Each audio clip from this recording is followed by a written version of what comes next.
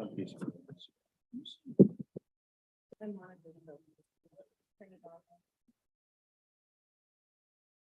not plugged in.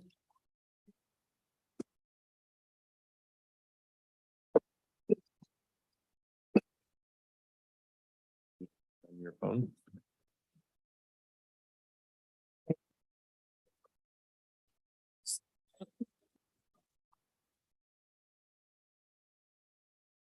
Yes, welcome. Good evening, ladies and gentlemen. Welcome to the Lakewood City Council agenda for this Monday, October 3, 2022. Madam Clerk, if you'd call the roll. Councilmember Anderson, Here. Councilmember Bell, Here. Councilmember Boki, Here. Councilmember Brandstetter, Here. Councilmember Farmer, Here. Deputy Mayor Moss, Here. and Mayor Whalen. Present. You have a quorum. Thank you very much. Now, if we'd all stand and join us in a moment of silence for the victims and their families in Florida for the horrible devastation caused by the recent hurricane, as well as for our men and women serving overseas, followed by the Pledge of Allegiance to the nation's flag.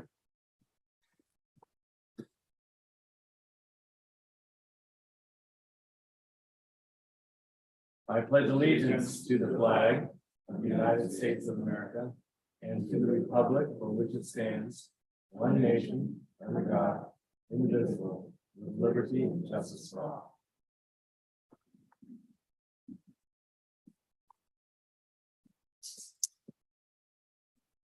Well, good evening, everyone.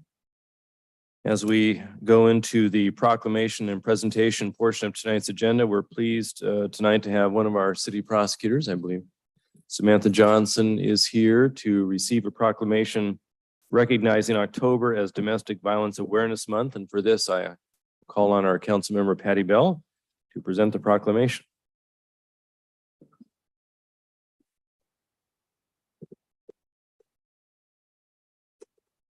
Hello.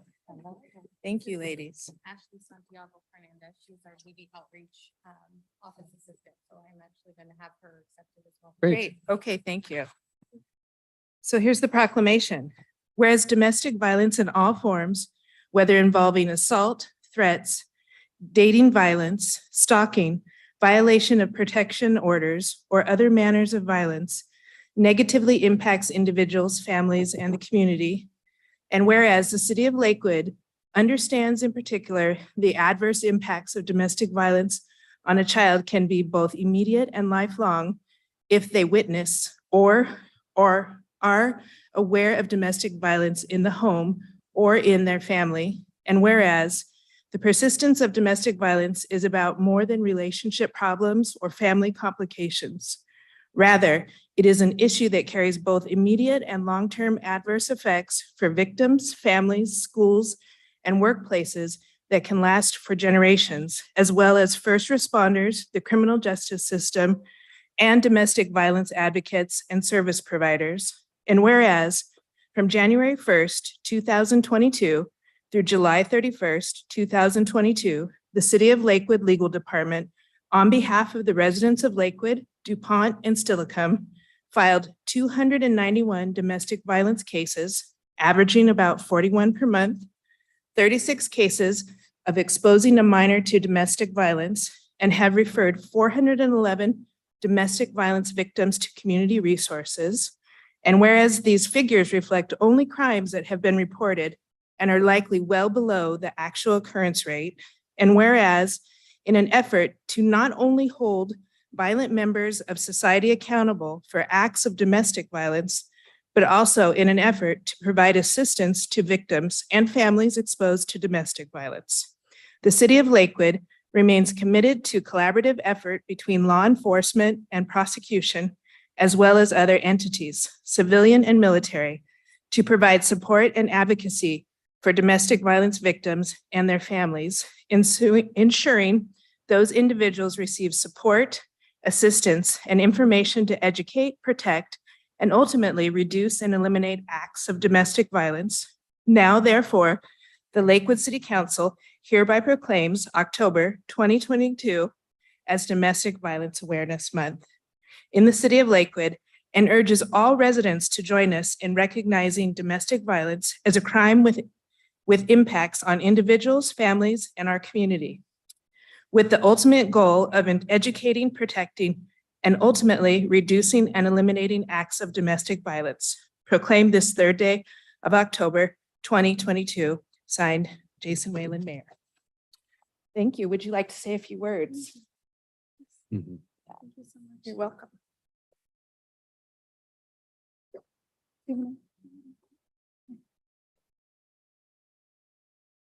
Good evening. Thank you, Mayor, Deputy Mayor, and council members. We are happy to receive this proclamation and appreciate that our council recognizes the effect domestic violence has on our city and how it impacts our citizens. Although my role is to be the bridge between victims and domestic violence community partners, our legal team ensures our victims' voices are heard, their rights are protected, and our community is safer. Thank you. Well, thank you very much. And we'll just join you for a photograph in recognition of the importance of this week. And thank you again for coming tonight. So come on down and we'll join you.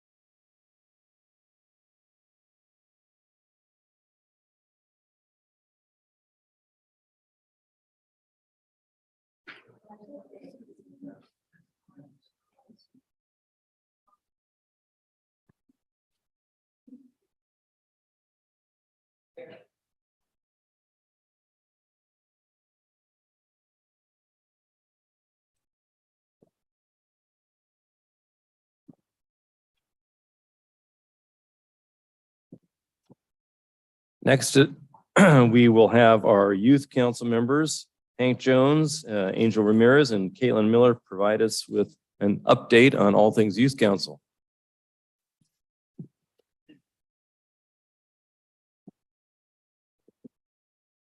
Good evening to Mayor Whalen, Deputy Mayor Moss, and the council. My name is Hank Jones, and behind me are Angel Ramirez, our council secretary, and Caitlin Miller, one of our new members. If I could summarize our meeting this evening and describe our council in just one word, it would be strength. We know, of course, that strength is in numbers, and we had 23 members attend our meeting tonight, which is just extraordinary. Our council has been working so hard over the past session to recruit more students, and we've built a solid core that I'm so proud to help represent. It was a pleasure to have our liaison, Councilman Brandstetter, at our meeting tonight. We also listened to Amber Mosley of the YMCA, who delivered a presentation about an upcoming youth fair. We discussed what young people would like to see and gain from the event. And we were even invited to set up our own tent at the fair to advertise the work of our council and city activities. This was our second meeting of the year, and we began delegating one of the most important responsibilities of the council. We assigned members to represent on city boards and commissions as liaisons. We know that strength is measured by will, and I'm so excited about being a part of this council for another year because we had multiple people sign up for each board and commissions. I love the excited energy of all the members signing up for the spots, ensuring that each board will be filled with youth perspectives. In fact, we predict that you will be sick of us students soon. Our last item on the agenda was to brainstorm for a new project that our Young Council intends to launch this year. The Young Council will be holding quarterly town halls as safe spaces for students around Lakewood to have conversations about topical issues in the present day. So our often young people hear about the news that happen in the adult world that impacts all of us. But as we form our own thoughts and opinions, we are limited in what we can accomplish with them. Tonight, we took a big piece of paper and went around the room writing down the issues that we cared about the most, but didn't have a place to share them. We spoke about climate change, sex education, immigration, and other controversy issues where our voices usually come second.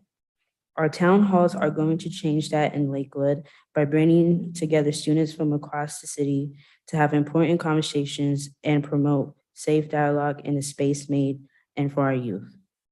This concludes our summary of our October meeting. Thank you for your time. We will be happy to take any questions. Any questions from members of the council to the youth council? Deputy Mayor Moss. Thank you, Mr. Mayor. I just wanted to say we will never get tired of you. Mr. Jones, I understand you correctly. You guys had a presentation from the YMCA tonight. That's correct. What did they tell you about youth activities and programming that they've got going on? They're bringing Chipotle and cookie crumble. That's a good thing. Great. Well, thanks again for coming tonight. We look forward to your participation on the various citizen advisory boards and commissions and look forward to the input. Sir, would you want me to elaborate a little bit on the Sure. YMCA part? Yeah. Okay. So in addition to Chipotle and cookie crumble, which I think is what all of us teenagers are most excited about, they are also determined to bring about, when they were presenting, I was saying to myself, like, they're really covering all their bases, right? They want to talk about youth mental health, which is always in our peripheral is like a huge priority. They wanted to talk about like bringing back job opportunities, as well as a mix of like games, prizes. It sounds like it's a really good mix of having fun and learning. And that's what we're all about in the youth council and at the YMCA. And so I'm really excited to see how our paths can cross as we help them out with their goals. Great. Yeah. Very good. Well, it's a great facility. And so hopefully folks are able to access it and enjoy it and gain access to all the programming that's available there. Absolutely. Yeah. Great. Thank you, sir. Thank you. Well, have a good evening and we'll see you next time. All right. Thank you. Thank you.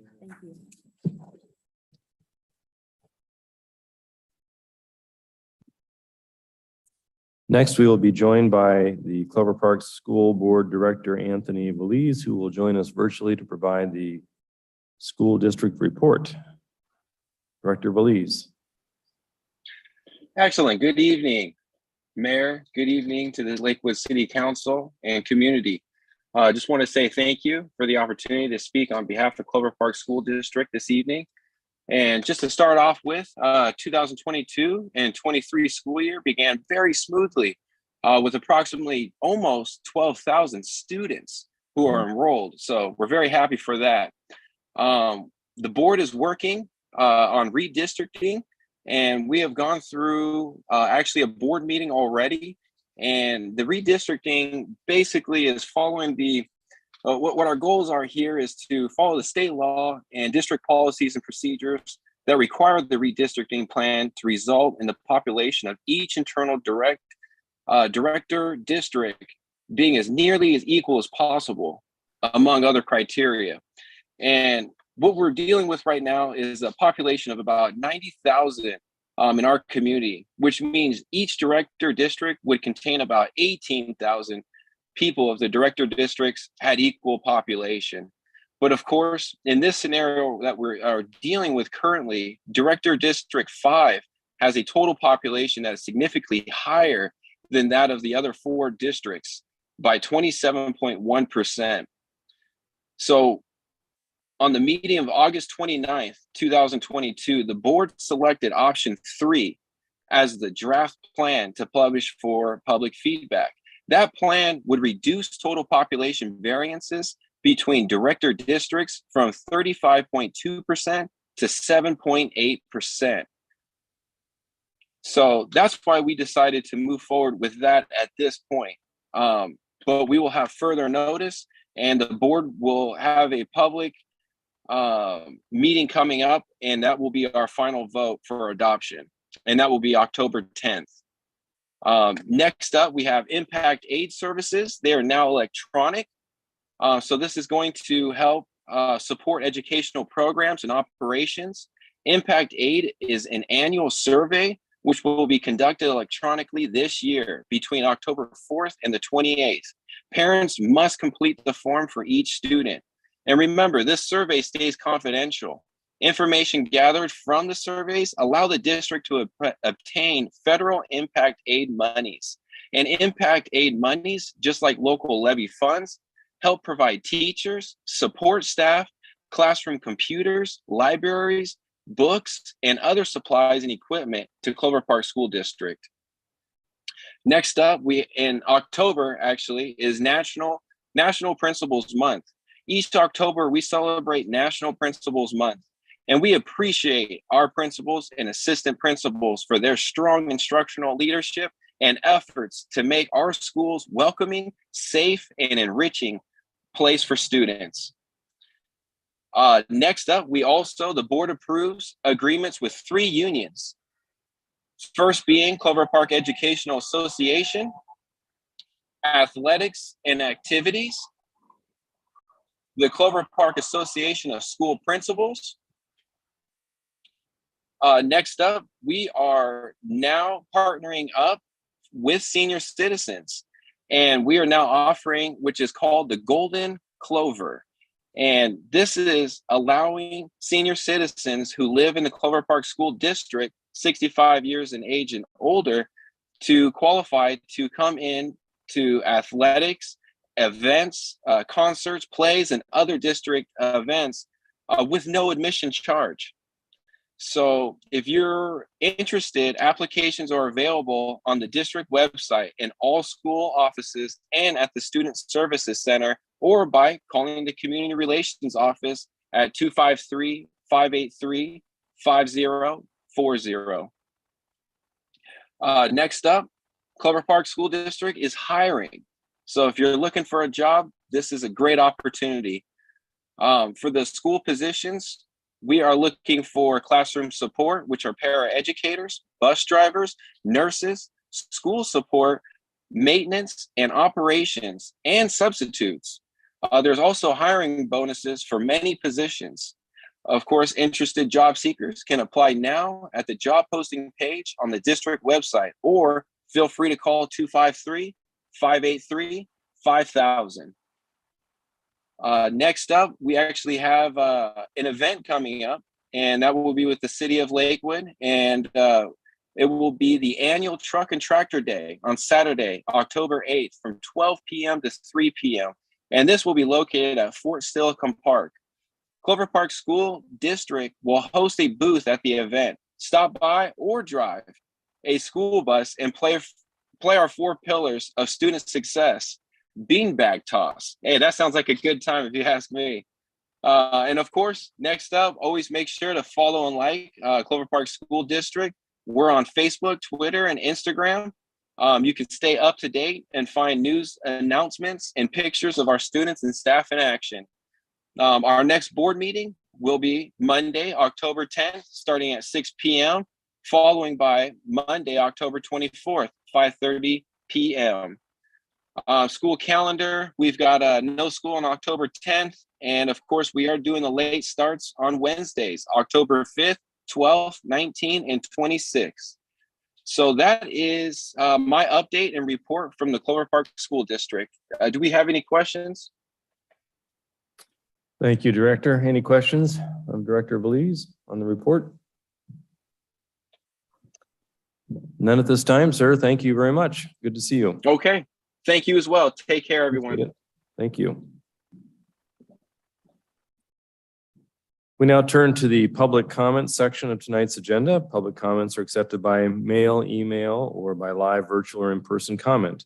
Comments may be submitted in advance by mail or email to our city clerk, Brianna Schumacher, at 6000 Main Street Southwest here in Lakewood, or at her email address bschumacher@cityoflakewood.us. Comments received up to an hour before the meeting have been provided to the council electronically. The clerk will now read the names of those who have submitted comments in advance. Mayor, we received comments in advance from Casey Crook and Tisha Muir Dunlop. Very good, thank you. Members of the audience may comment on items related to matters related to city business under the public comment period. Comments are limited to 3 minutes each. We also have the opportunity for virtual public comment via telephone or through Zoom by entering the ID number on the screen with the raise the hand feature as indicated.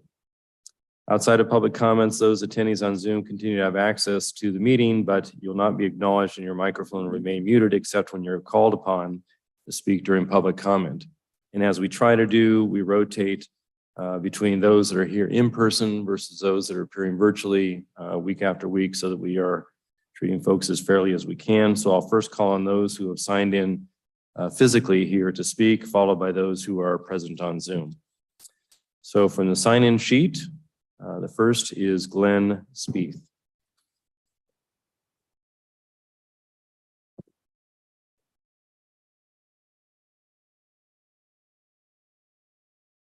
Glenn Spieth, Lakewood. I've been here about 60 years. 63 is when I came.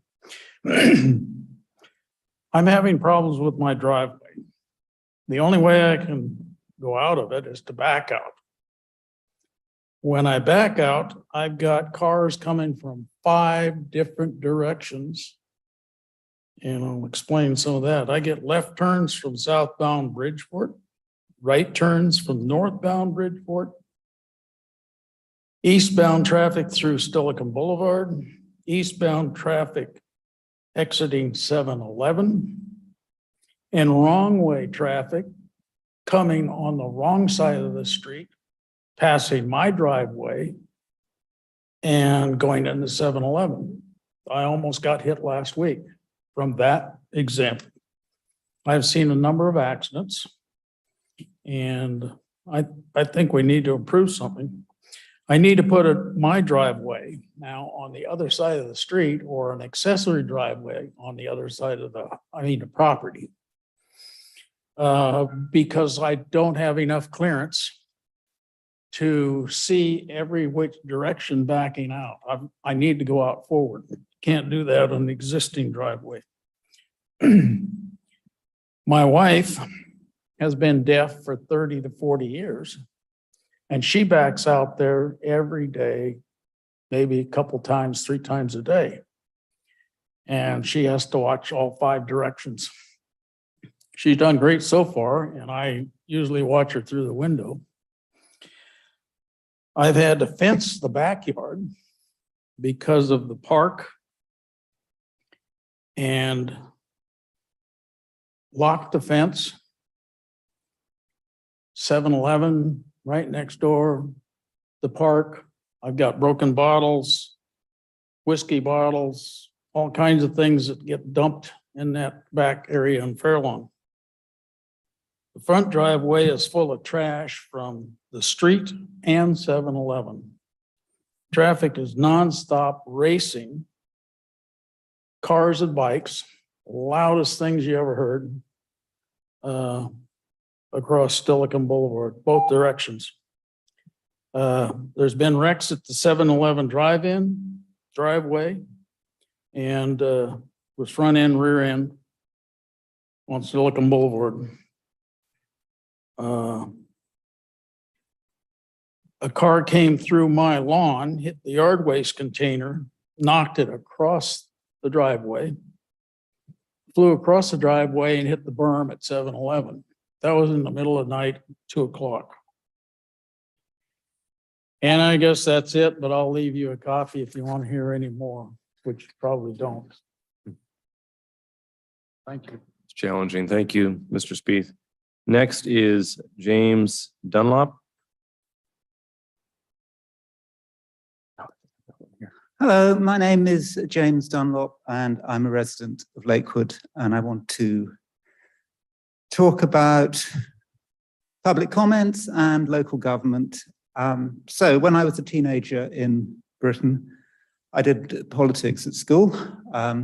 We did lots of different subjects. We did monarchy, parliament, the judiciary, all the usual stuff. And there was actually an option on local government, but I always glazed over it because it looked boring and I didn't have to do compulsory questions on local government.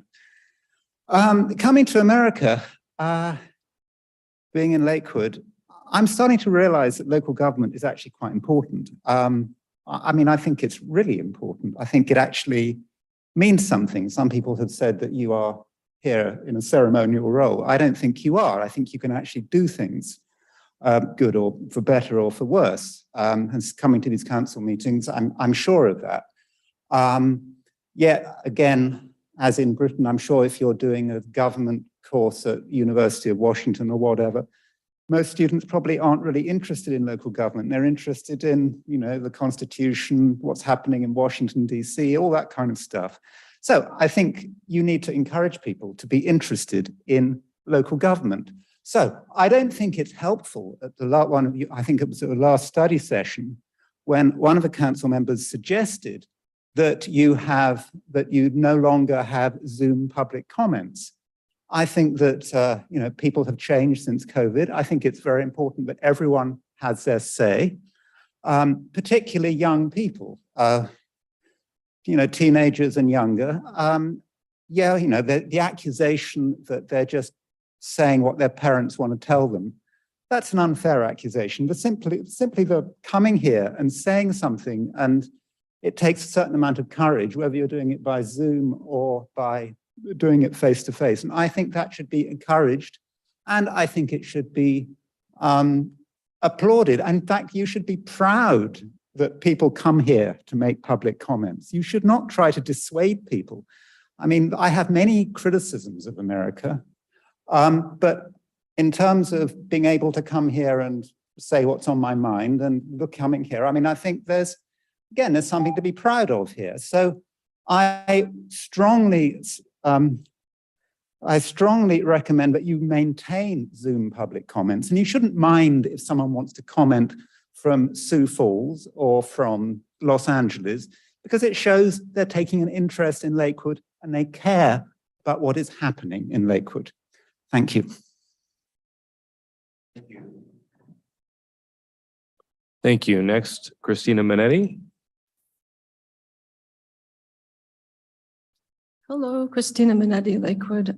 It was actually at the City Council meeting of September 19th that Mr. Anderson made those comments. He said, I don't think that a former resident in the Midwest or a junior high student who's been primed by some relative in California should be coming in remotely and using up our time.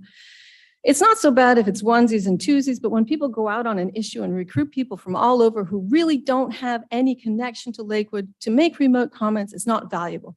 I think it's not valuable, and its value is very limited, and it takes a lot of time and effort.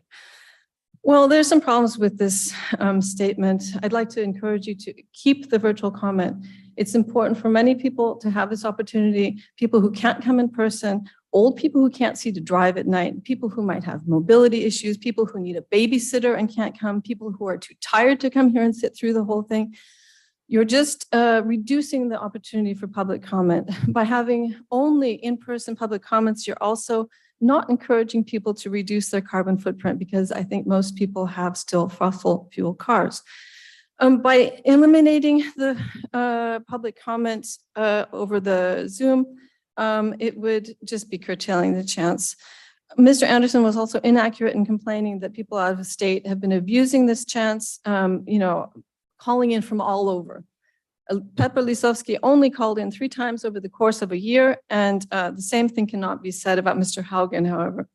So it was also the bullying of a young person. It just kind of shows the kind of culture of bullying that we have here. It's bullying a young person, discouraging someone to make comments. I mean, she's going to think twice, right? And she should have been encouraged. She has her heart in the right place. She's brave, and she does this all the time. She's all for animal rights.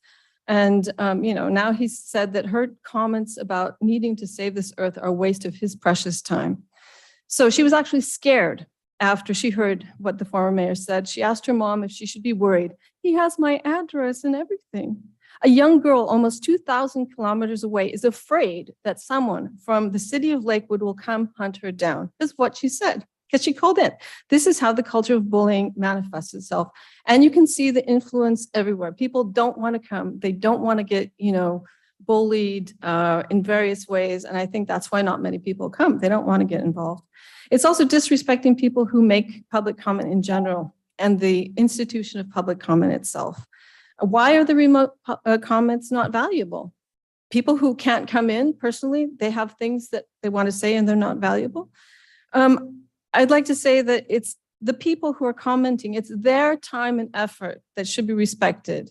Whose time and effort is it taking up? It's ours. We sit around thinking, what we have to say, coming here, spending a lot of time. And I think that more respect should be given to those who take the time out of their lives to make public comments. So I ask that you not eliminate public comment virtually. Thank you. Next is Amelia Escobedo.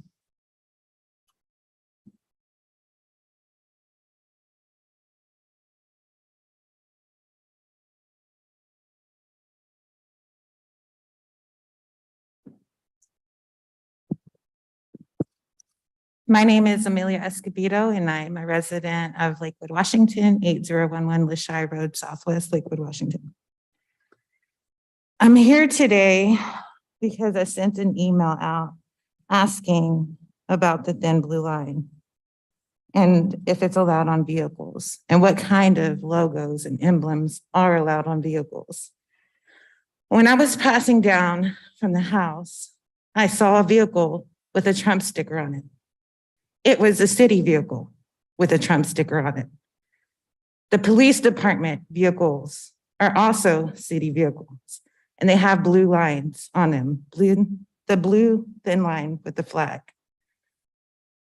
If you did not know that thin blue line means racism, white supremacy, it means hate.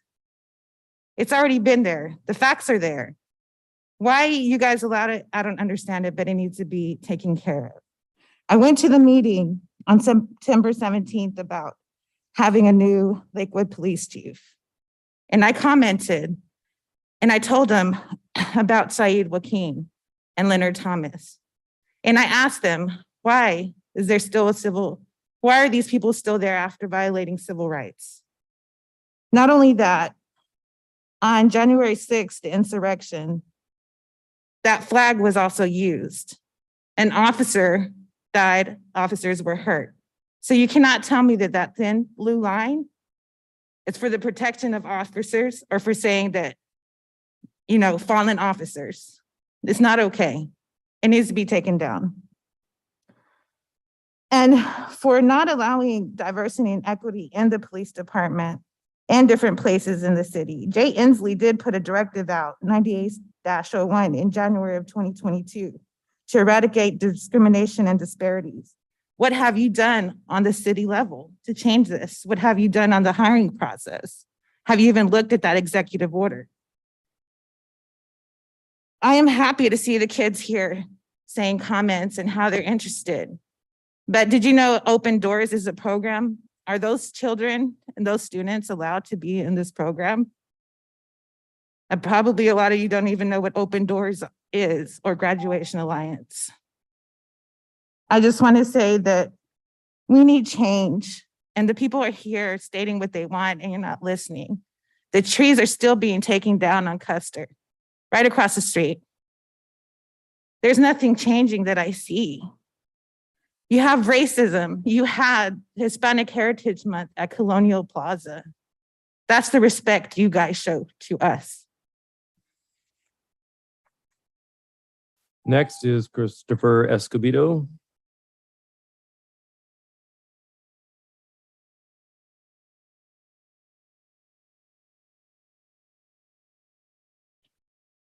Good evening. My name is Christopher Escobedo and I'm a Lakewood citizen. I'm here today because, I've heard Mr. Anderson's comments about the Black Panther Party, and that was ridiculous, man.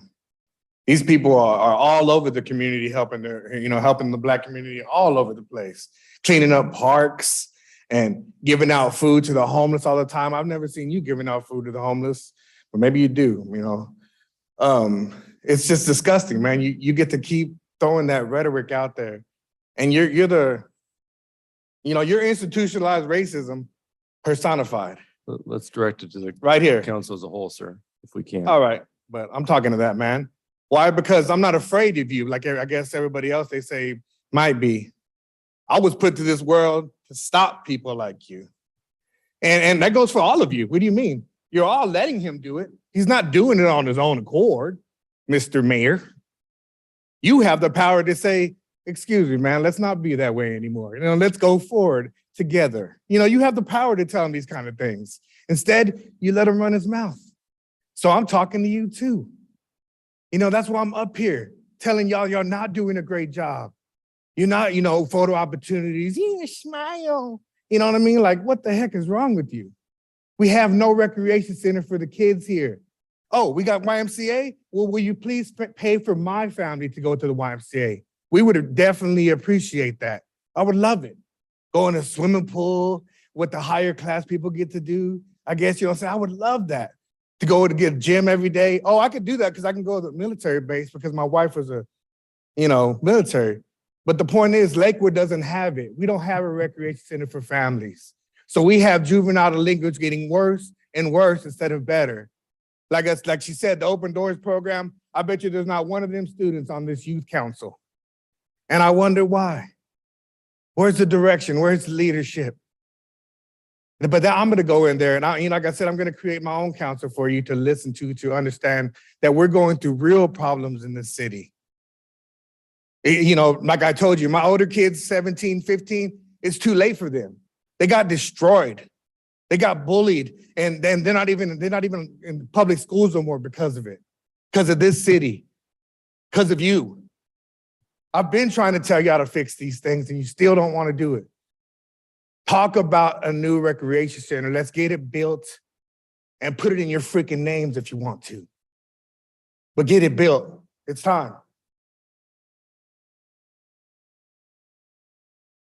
Next, Addo Equitas.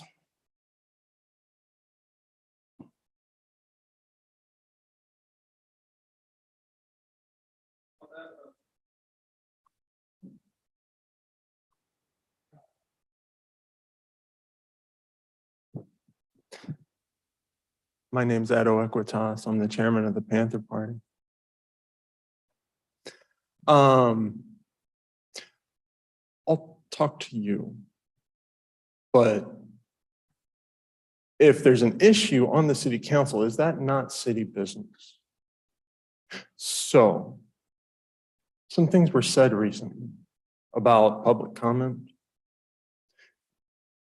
I'm not going to go too much into that because they've already pretty much covered it. People are differently abled. People might be at work, but still want to see what's going on in their city and maybe comment about it. So I encourage you, leave public comment open because, you're here for the people. Just like us, the so-called vigilantes. So let's talk about that for a little bit. I was called a vigilante because I wear body armor, not the guns. It was the body armor. Apparently it's okay if I walk around the city with a gun, just as long as Zorro or one of his people have free range to shoot me. Okay. But the people aren't complaining. He is. He doesn't feel any safer with us out there. That's because the cops protect him. The people we protect, the cops don't. The woman that came here and asked for help, we've been over in that apartment complex at least 3 or 4 days a week. I think we've seen a cop over there once.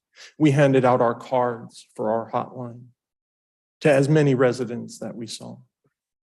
We're trying to do what is right for the community. Because Zorro isn't. And because of that, we get labeled vigilantes. Okay, I'm good with it. But we're here for the people, the oppressed people. And in case that word oppression got lost. There was a quote that he did a while back during COVID when his golf course and boating lanes got shut down. And he said, social distancing is okay. Oppression and class warfare isn't. Oppression is not shutting down a golf course. It's people dying in the streets. Class warfare is when people can't find medical care, not when they won't let you bring your boat out. Justice for Saeed Joaquin and all power to the people.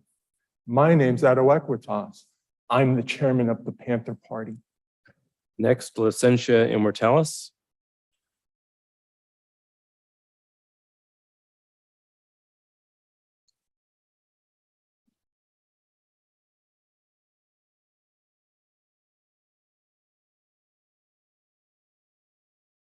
Hey, my name is Licencia Immortalis, and I am the Chief of Staff of the Panther Party. The only reason that I can see that you want to get rid of the virtual comments is because you want to silence the people and eliminate anything that makes the council look bad. It's possible that ex-mayor Donald Anderson doesn't feel safe because he is corrupt and the people need protection from him. His white privilege is a glaring reminder of the class and racial disparities that exist here in the city of Lakewood. You'll always have supposed vigilantes when the system has failed. When you have failed people and when law enforcement has failed the people, if it's not the Black Panther Party or the Panther Party, it will be someone else who will stand. We will not go away. There will be somebody right behind me. Someone right behind Ado, someone right behind Bunchy.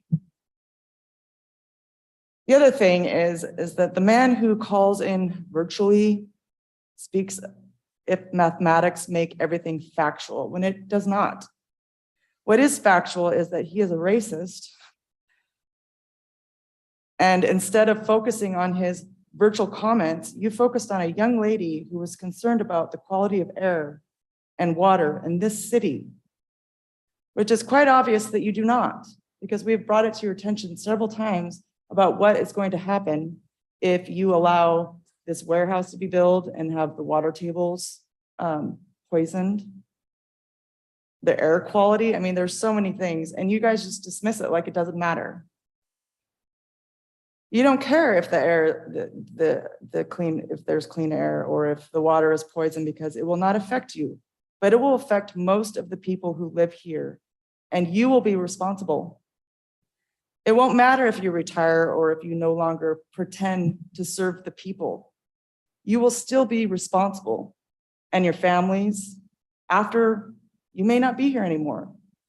It is going to be carried with you, and you will have to take responsibility at some point, whether that's after a large community of people are affected. That's going to be a horrific situation. All power to the people and justice for Saeed Joaquin. Next is Courtney Love.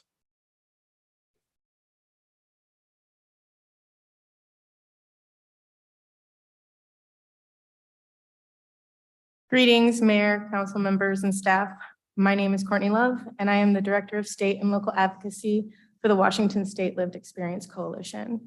We understand that you're considering eliminating, or someone is advocating for the elimination of hybrid access to the meetings. We strongly support hybrid options because it is very helpful to those who are most vulnerable in our communities, the unhoused and the stably housed but poor. But also I'd like to point out that your own school board presentation was done via hybrid. So it is of benefit to both the vulnerable and the privileged. I hear my comrades in the Panther Party express that they were referred to as vigilantes. I understand them to be community group, and I stand in solidarity and coalition with them. If they're vigilantes, I'm a vigilante. And so is Key Club and Kiwanis and 4-H, maybe Safe Streets, I don't know. They clean parks and provide winter coats, and they show up and out to represent the underrepresented. And I'd like to point out that your seats are really narrow, and I'm pretty thick, but if you're any thicker than me, you're going to have a problem sitting in there. So that's another hybrid access reason, because there are a lot of thick people. And I would also like to point out that while individuals within the system might not be racist, the system is racist. And what you do with your seats defines what you are. Thank you.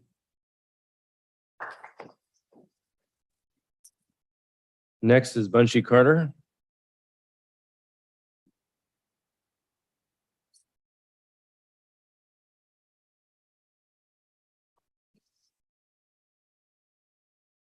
I want to make sure I don't shield my eyes. Hi, my name is Bunchy Carter, Minister of Defense of the Black Panther Party. I only got 3 minutes, so let's get to it. Vigilante. Y'all know what a vigilante is, right? A vigilante is any member of society who has decided that the system's not doing their job, so it's time, maybe we should do it for them. Now, there was a point in time where the Klan were vigilantes. Ooh. The Patriot Front, Proud Boys, police, vigilantes. And I know you're probably thinking, police, how could they be vigilantes? They work for the system, but the system is supposed to represent the people. So if they're not working for the people, then what does that make them? See, the thing is, I've been on tons of street corners, blocks, and seen people's reactions when the police pull up. I know my reaction when the police pull up. Now, mind you, nowadays my reaction is a little different. But mostly people feel uneasy when the police show up. Do you know how many times I've been out in public and we've been on duty, we're doing security, or we're doing anything of that nature? People say, we are so glad to see you here. I don't feel any safer. Well, there's a reason for that. Because it's pretty obvious what we represent and what we want to see the downfall of. And unfortunately, you represent that. So the reality is, we're not vigilantes. Without the people, we wouldn't exist. Heck, without the people, you wouldn't exist. See, the reality is, the Panthers exist for there not to have to be Panthers. That's our bottom line. That's the goal. For there not to be a reason for anybody else to put on body armor, grab a gun, and have to go secure their own community, because the system that's in place will do that for them the way it's supposed to. Better yet, they can do it themselves. See, this is about empowering people. It's not about being a vigilante. I don't feed homeless people because I'm a vigilante. I don't gather clothing for the homeless because I'm a vigilante. I don't do none of that. Pardon me, let me say houseless. I don't want to be politically incorrect. Because your home is wherever you lay your head. You just don't have walls. None of those things. I don't go to school board meetings or align our party with Black student unions in different schools because I'm a vigilante. None of that sounds like vigilantism. What it sounds like is somebody who's concerned about the direction that society is taking and the road that it's taking us down, because I already see where it's heading. From the fact that Fred Hampton's dead. From the fact that Bunchy Carter is dead. John Huggins is dead. Huey P. Newton is dead. There's a reason for that. Because they were deemed enemies of the state because they stand for the exact opposite of what this system stands for. White supremacy can't reign forever. It's already falling apart at the cracks, and you can tell. That's why you're so afraid. I'm not. Justice for Saeed Joaquin. All power to the people. That is the last individual who has signed up to address council during the physical portion of tonight's public comment period. Are there any other individuals in the audience wishing to address the council during the in-person portion of the public comment period? If not, I'll turn to the virtual commenters who are appearing on the screen. The first with a hand raised is Mr. Dennis Haugen.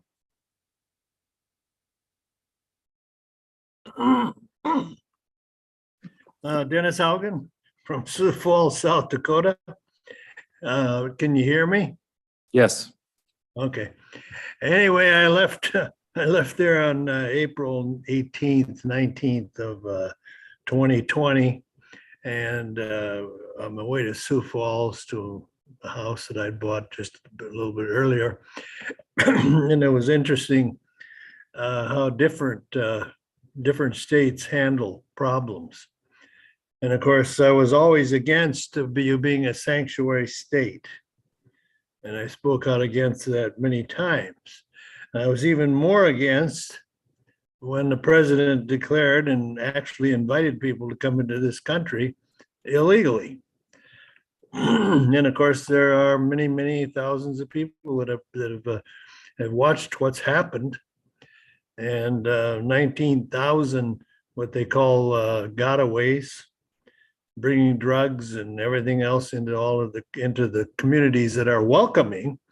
And I'm surprised that you haven't gotten your busload of illegal immigrants who didn't come through the door and be vetted. But when I listen to your problems and all the people that suddenly start showing up at your meetings, I realize that a lot of these people should be at the school board meetings. Because, and we've had the issue here and they've passed the law against it, but it's very important, and our forefathers saw that you teach reading, writing, and arithmetic, because that enables you to predict consequences. You know, how could you possibly imagine that you could just unlimited open borders? Well, it's also interesting how the COVID thing is, a lot of parents have figured out what the schools are doing and which schools are doing well and which aren't. That's going to be a power conflict, hopefully settled at the ballot box.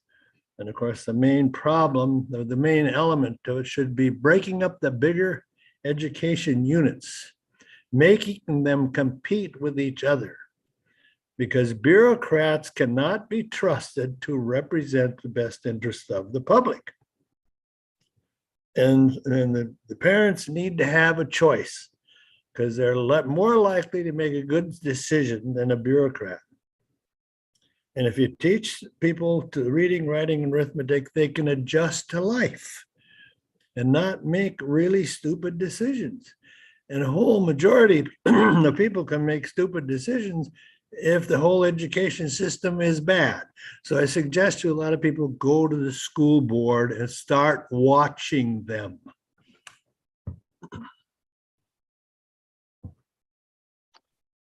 Thank you. Next is Pepper Lisowski. Hello, can you hear me?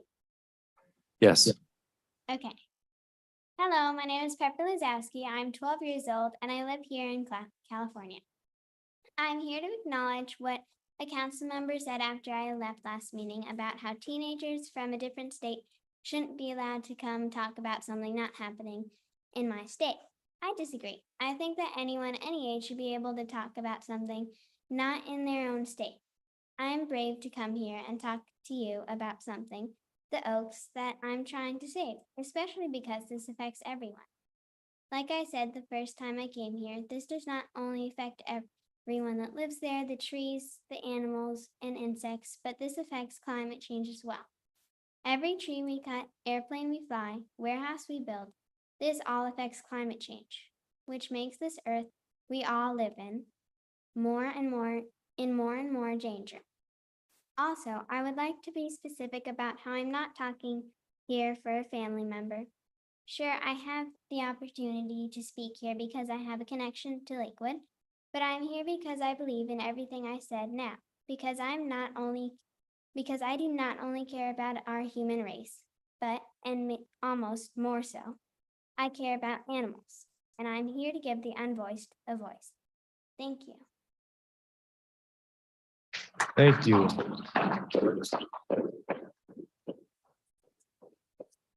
Next, Aja Fulani. Hello and good evening. My name is Aja Fulani. I'm a rank and file member of the Black Panther Party of Washington. First and foremost, to everybody listening, regardless of how you came to this land and your citizenship or documentation status, you are loved and you are welcome. Please do not let anybody tell you otherwise.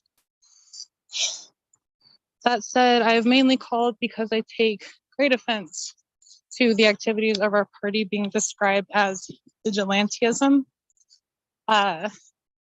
It is irresponsible and dangerous to phrase citizens filling the gaps that the system leaves open for each other to fall through as vigilantism. We are remedying how you are failing us. The state, this country, those who wear a badge every day and enforce a racist system that does not have any. I'm sorry, I'm having a hard time keeping my thoughts together. I'll end this with all power to the people. Justice for Saeed Joaquin. Please listen to your constituents. Thank you. Next is Dosere Pharmacus.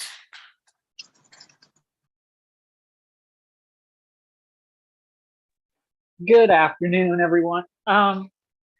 So obviously I'm here to talk about, I'm the Minister of Education for the Panther Party. And I'd like to talk about, first off, I'd like to talk, of course, about public comment. And I just want to say briefly to everyone listening that I have said over and over again that one of the problems with our comments in this system in general of liberal democratic capitalism is that it's not made for us, and these people who they claim represent us don't. Y'all are proving my words when you talk about taking away virtual public comment. And if you do take away virtual public comment, you will prove beyond a doubt to everyone listening to this right now that what I've said about you is true. I want you to understand that. As far as calling my party and the Black Panther Party vigilantes, we've been called worse, first off. Let me say that. But, you know, you bring us up, you bring up that bozo who went and shot someone as part of a campaign stunt, and you act like we're the same, right? You did that in the same, I mean, when you were talking about vigilantes, you followed your description of us by talking about that campaign stunt where a man goes out and shoots an unhoused person in the face. We help unhoused people. We don't shoot them. You don't get to lump us in with some right-wing nut job who thinks he's being a big man and it's going to look great for on his political future to go out and do some Second Amendment BS stunt. Vigilantes don't feed people. Vigilantes aren't out there keeping communities safe. They go out and they cause problems. We're not vigilantes because the will of the people is what gives us our strength to carry out our activities. The will of the people, as Che Guevara said, is what separates the guerrilla from the bandit. We're not bandits. We're not vigilantes. And you don't feel safer because that's not the fucking point. Pardon my language, but that is not the point. I'm sure you already feel plenty safe. But a lot of people don't. And a lot of people feel safer because of us. Because we're revolutionaries, not vigilantes. All power to the people. Next is Tickamere Dunlop. And Mr. Dunlop, we did receive your written comments tonight, as the city clerk indicated, but you're here and you have your 3 minutes. Can you hear me? Yes. Hello, my name is Tickamere Dunlop, and I'd like to make a public comment about, well, public comment itself. At a previous city council meeting, the former mayor said that he'd like to abolish online public comment, prevent supposedly recruited people from out of state from commenting because they waste time. Specifically, he attacked a girl from California who just previously made a public comment, who at the time made 2 or at most 3 public comments online through Zoom. He said that she was primed to make her public comment, which is simply not true. I think it's essential that youth voices are heard at city council meetings, out of state or otherwise. With 3-minute comment times, she used not even 10 minutes of your time across all of her comments. Now, who did he not directly attack? Dennis Haugen, who not only is from out of state, but talks at literally every single council meeting, going on and on about his fictitious hordes of drug-carrying illegal immigrants and how trees are somehow unhealthy. As we all know, he does not contribute a single thing to the conversation. Can you imagine how many hours of time he has wasted? That being said, I think people from out of state should still be allowed to comment. Hearing outside perspectives is important. If out-of-state people are prohibited to comment, maintaining online public comment would still be an alternative. Maintaining online public comment as an alternative to commenting in person is crucial to the accessibility of public comment to people within Lakewood.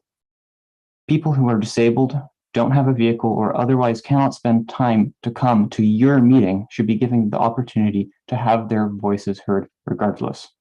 Thank you. Thank you. That is the last individual who has signed in or raised their hand to address the council during the virtual public comment portion of tonight's agenda. Are there any others, Madam Clerk, that you see with their virtual hand up? Mayor, we do not have anyone with their virtual hand up at this time. We do have another individual in person. Okay. Yes, sir. How you doing? General Vanar X. I know y'all like to mispronounce my name. You know, it's been 2 years. Think you'd have it down by now. Yeah, so the first thing I wanted to address was, of course, Mr. Anderson. This is now the second year in a row that I've heard it. You like to mock the children when they have a voice. And last year I counted, was that 4? Yeah.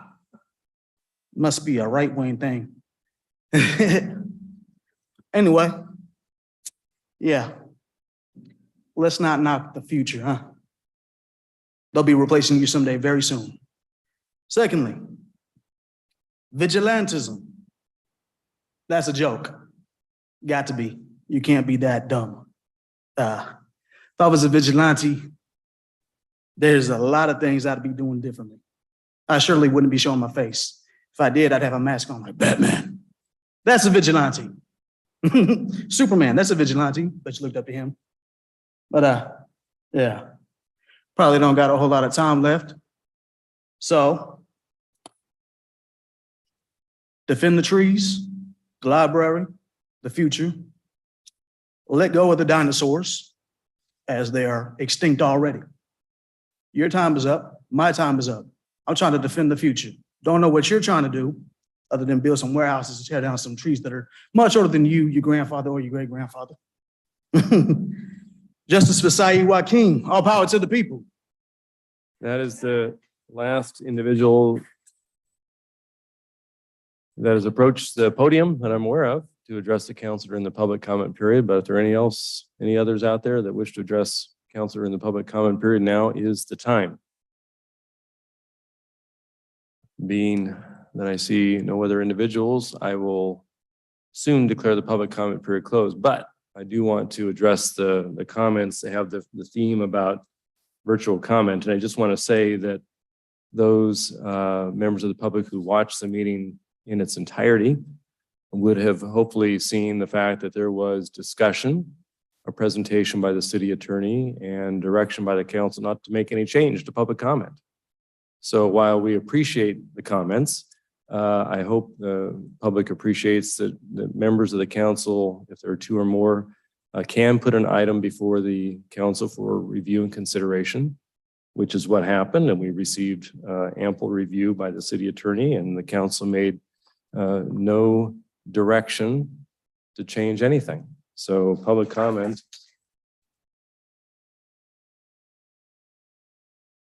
Public comment will remain as it has been during the COVID period. And that was one of the reasons the issue came up. Now that the COVID period has somewhat ended with the governor's proclamation removing his emergency powers, there was some desire to review the decision. And that's exactly what happened, but no direction to change public comment was made, nor will it be made. That is it. I'll now declare the public comment period closed. We now turn to the consent agenda. Madam Clerk. A, approval of the minutes of the city council meeting of September 19th, 2022. B, approval of claims vouchers in the amount of $3,107,840.32 for the period of August 20th, 2022 through September 15th, 2022.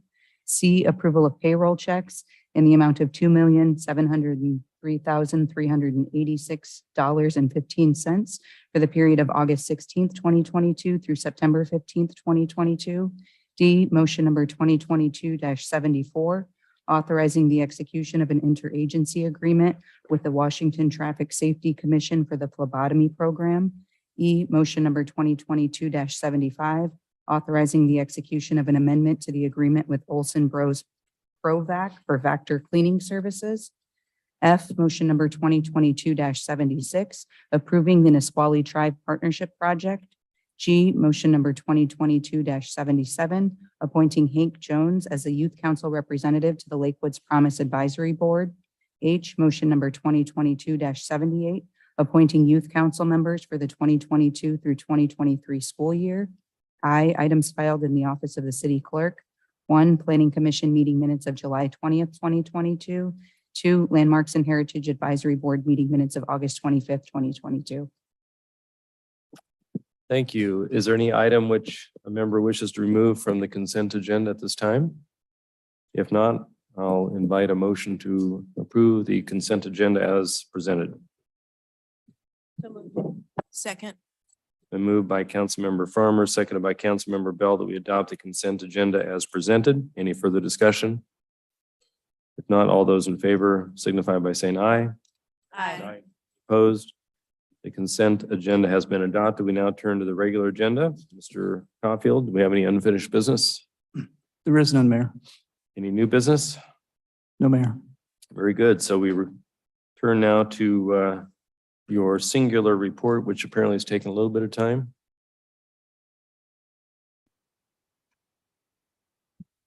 That being the presentation of the 2023-2024 proposed biennial budget. Mr. Caulfield. Well, thank you, Mayor.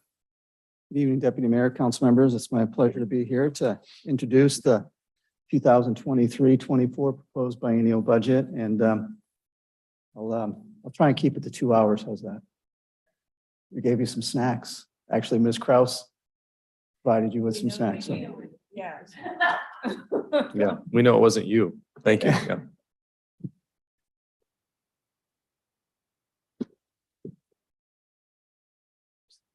Should we be pulling up the email so we can follow along, or? I was going to let you know that we did publish the budget on the website earlier this evening. And so Ms. Kraus did send out an email with a link to that. So if you wish to pull that up, you can follow along on the budget message.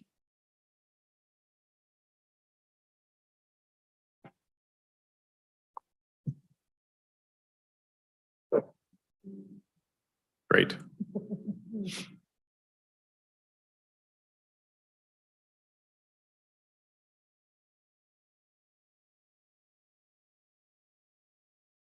That was in an email. Yeah, it should be on the website as well.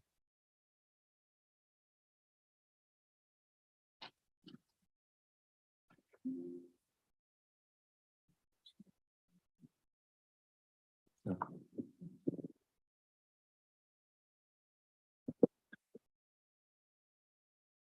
That's stated in, but don't complain.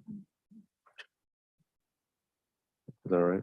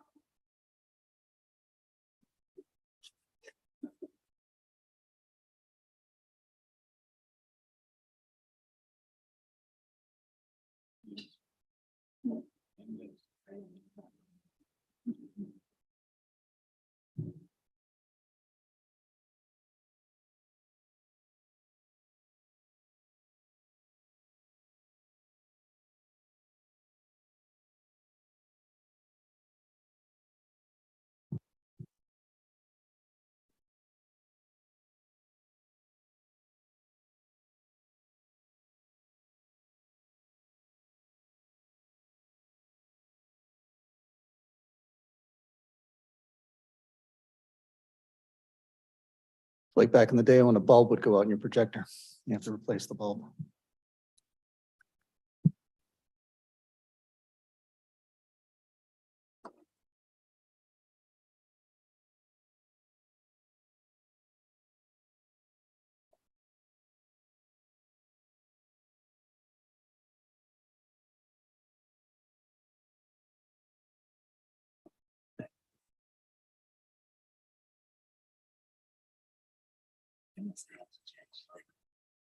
When is that? Yeah, it'll be fun. Hopefully they have wine. Not 8. Yeah. Oh, November, yeah. That's a Wednesday, that's right.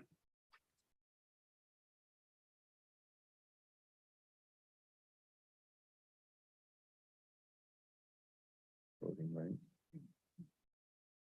November 8th, 5 to 8. Oh, nice. I know, that's why. Just like 10 minutes before the council meeting starts. No.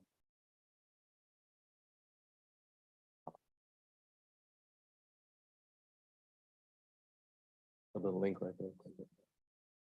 Yes.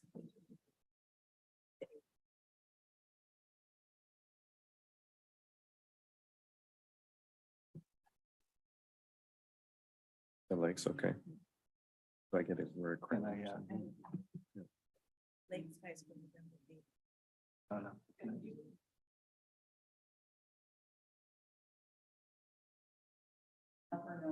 I'll just go next. I'll just say next. Did you want me to get some batteries for you, Mr. Caulfield? Because that's what I run into problems with is batteries that are dead or non-existent.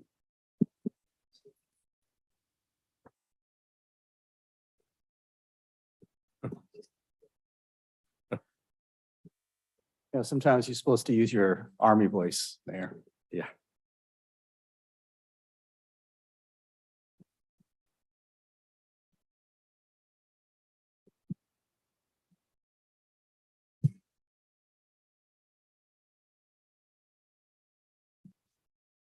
But Mayor and Council, is that showing up on your? It is. Yep. Okay. If I have the mouse over here, will it work?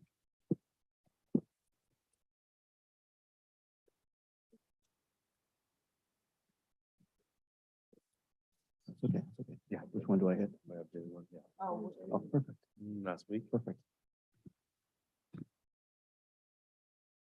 All right, ready to go. Well, again, good evening, Mayor, Deputy Mayor, and council members. Real pleasure to be here to, again, present the 2023-24 proposed biennial budget.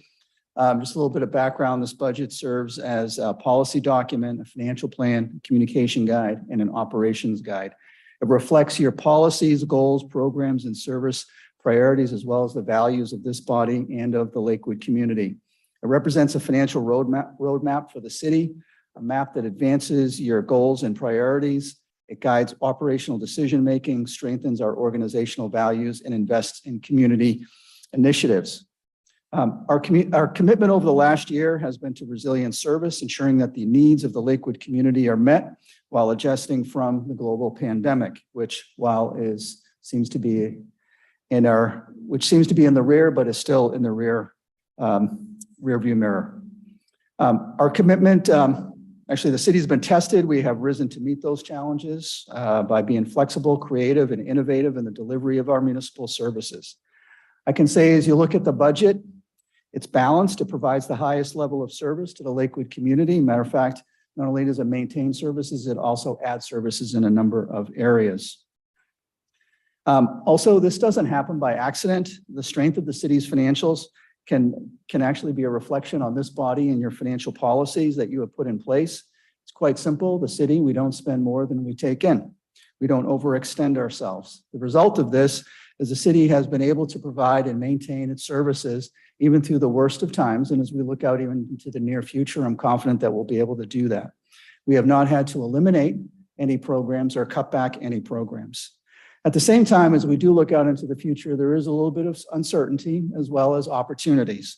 In the short term, there are 3 challenges that I'd like to identify as we look out into 2023, actually for the remainder of this year into 23 and 24. Of course, there's the residual of the pandemic. That is always going to be there, at least for the foreseeable future. Also, as a part of that is the impact of the stimulus money that was provided by Congress in 2020 and 2021. That is beginning to fade and fade fast.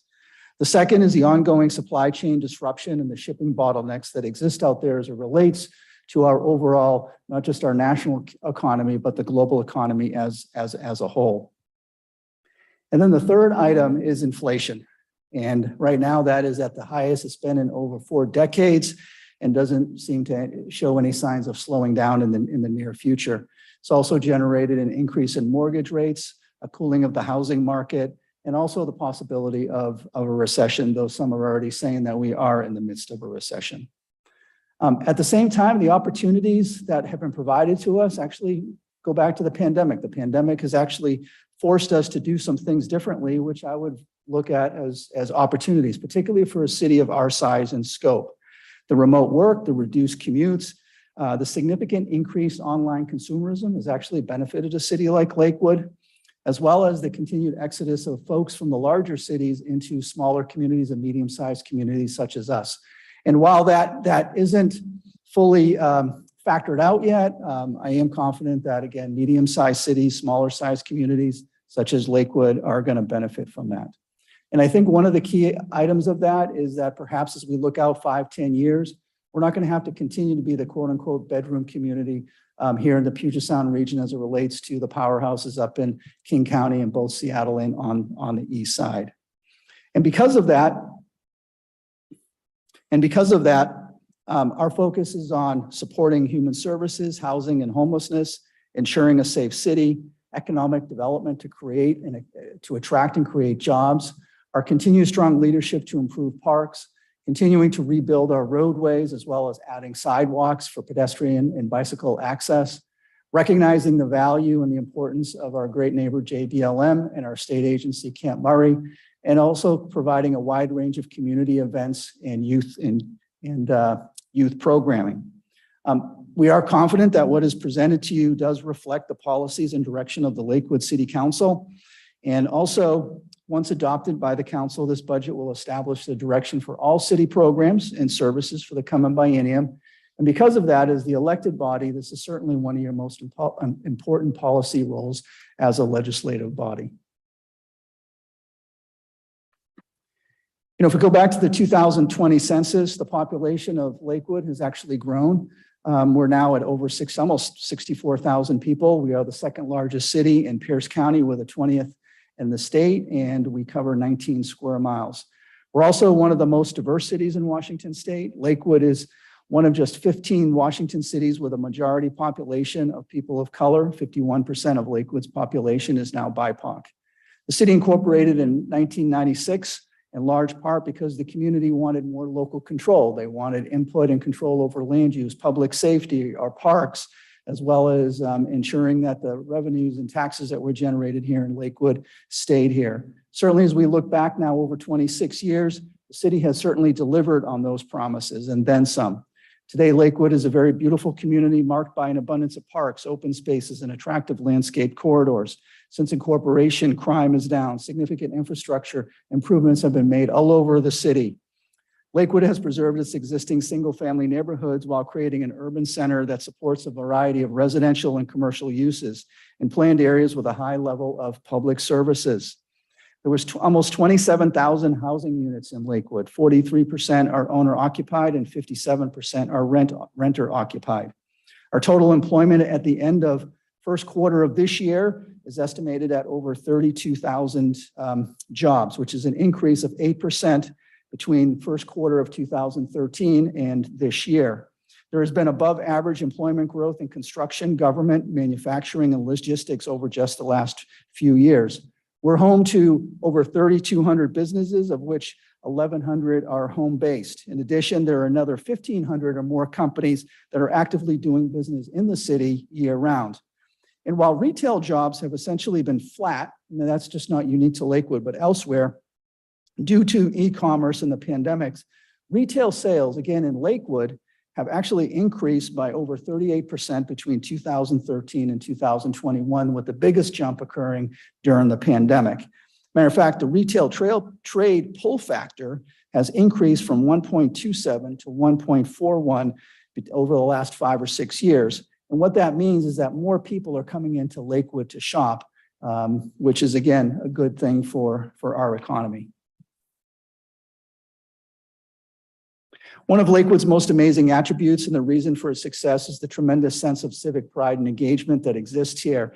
And you can see on this chart here, and I apologize, actually, well, you can't read it, is because this is just a sampling of all the great partners that we have, the residents, the businesses, the community partners, the service clubs, the neighborhood groups, and the list goes on, the nonprofit organizations that work with us, because as we know, in order for us to accomplish what we want to get done, we can't do it on our own. We have to do it in partnership with many others. And again, those are some of the examples of those folks that we work with day in and day out to deliver services here in Lakewood.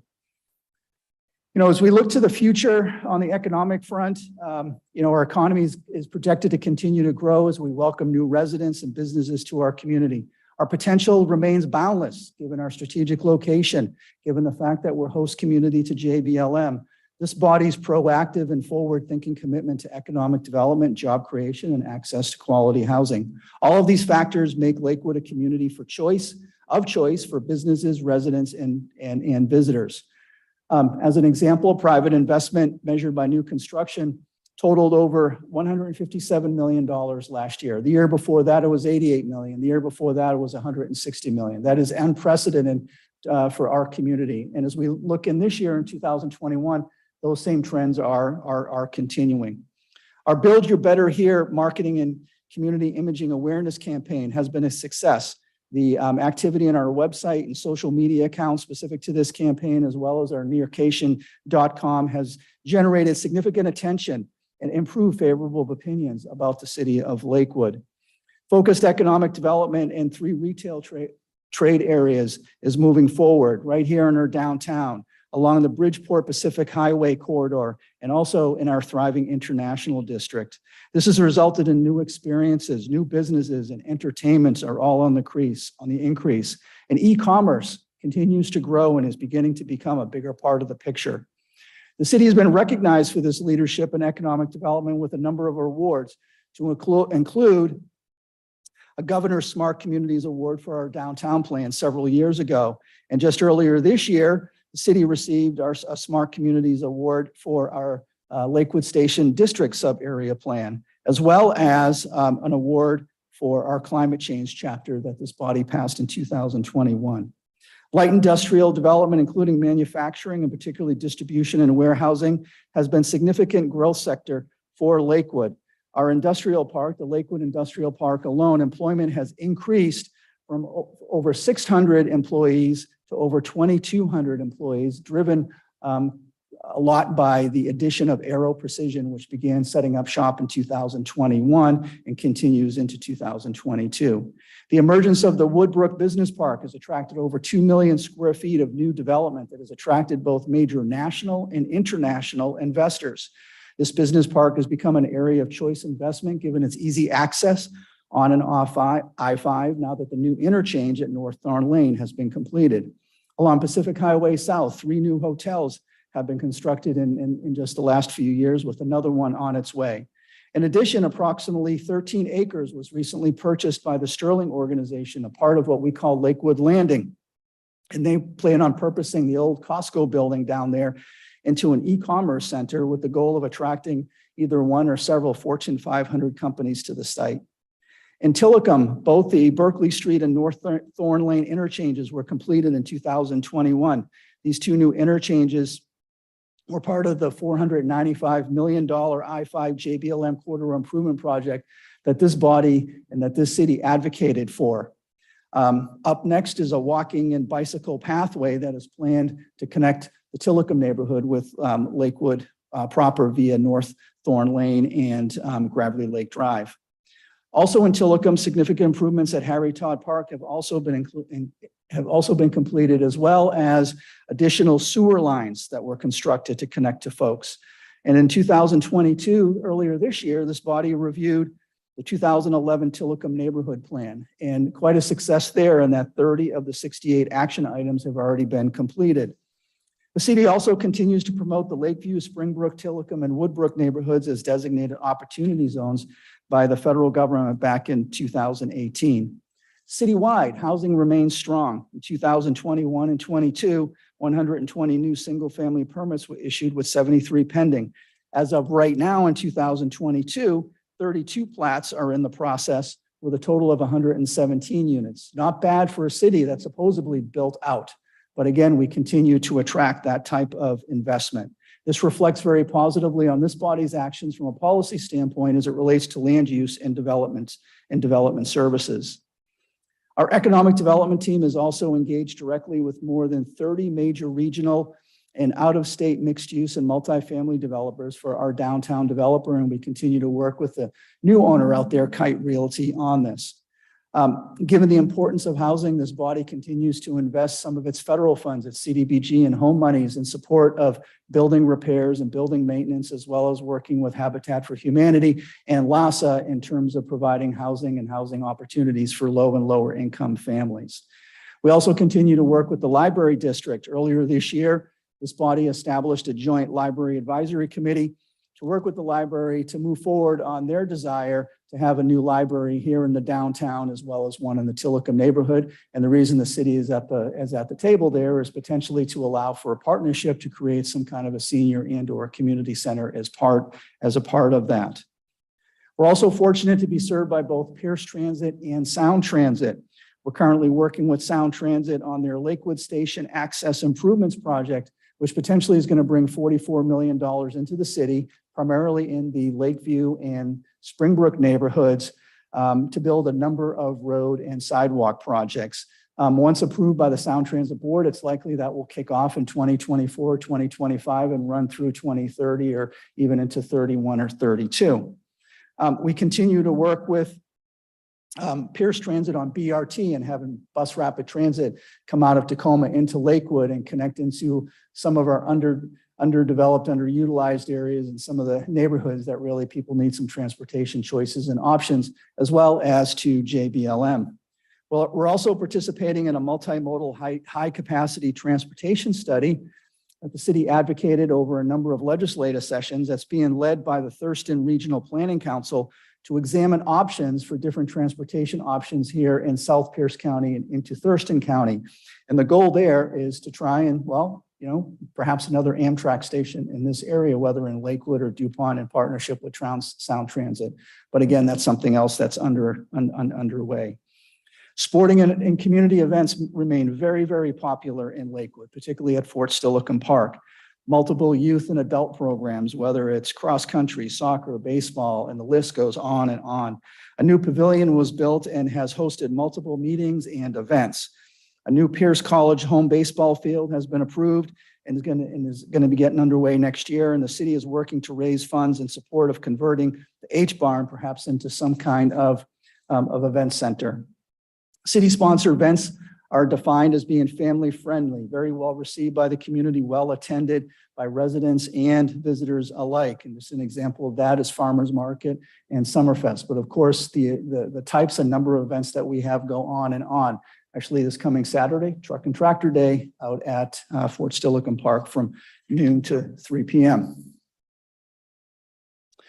On the military front, the city of Lakewood, we pride ourselves as being not just the host community to JBLM and Camp Murray, but also our community connector, the T2 Stryker Brigade. And our roots there, they run very, very deep, going well over 100 years when Camp Murray was first stood up. And the city has taken a very strong leadership role in communicating and galvanizing our local South Sound area here in support of JBLM and the military and what it means to all of us. And we do that not just with our own hat on, but we do that in a leadership role as a member of South Sound Military and Communities Partnership, which was formed in 2011. And between SSMCP and the city, we share a shared vision, as well as a shared regional agenda that focuses on issues such as transportation, housing, also advocating for occupational licenses for the spouses of our service members so that they can work here in Washington State, addressing the North Clear Zone and updating the growth management plan, which was originally adopted in 2011 and recently adopted last year.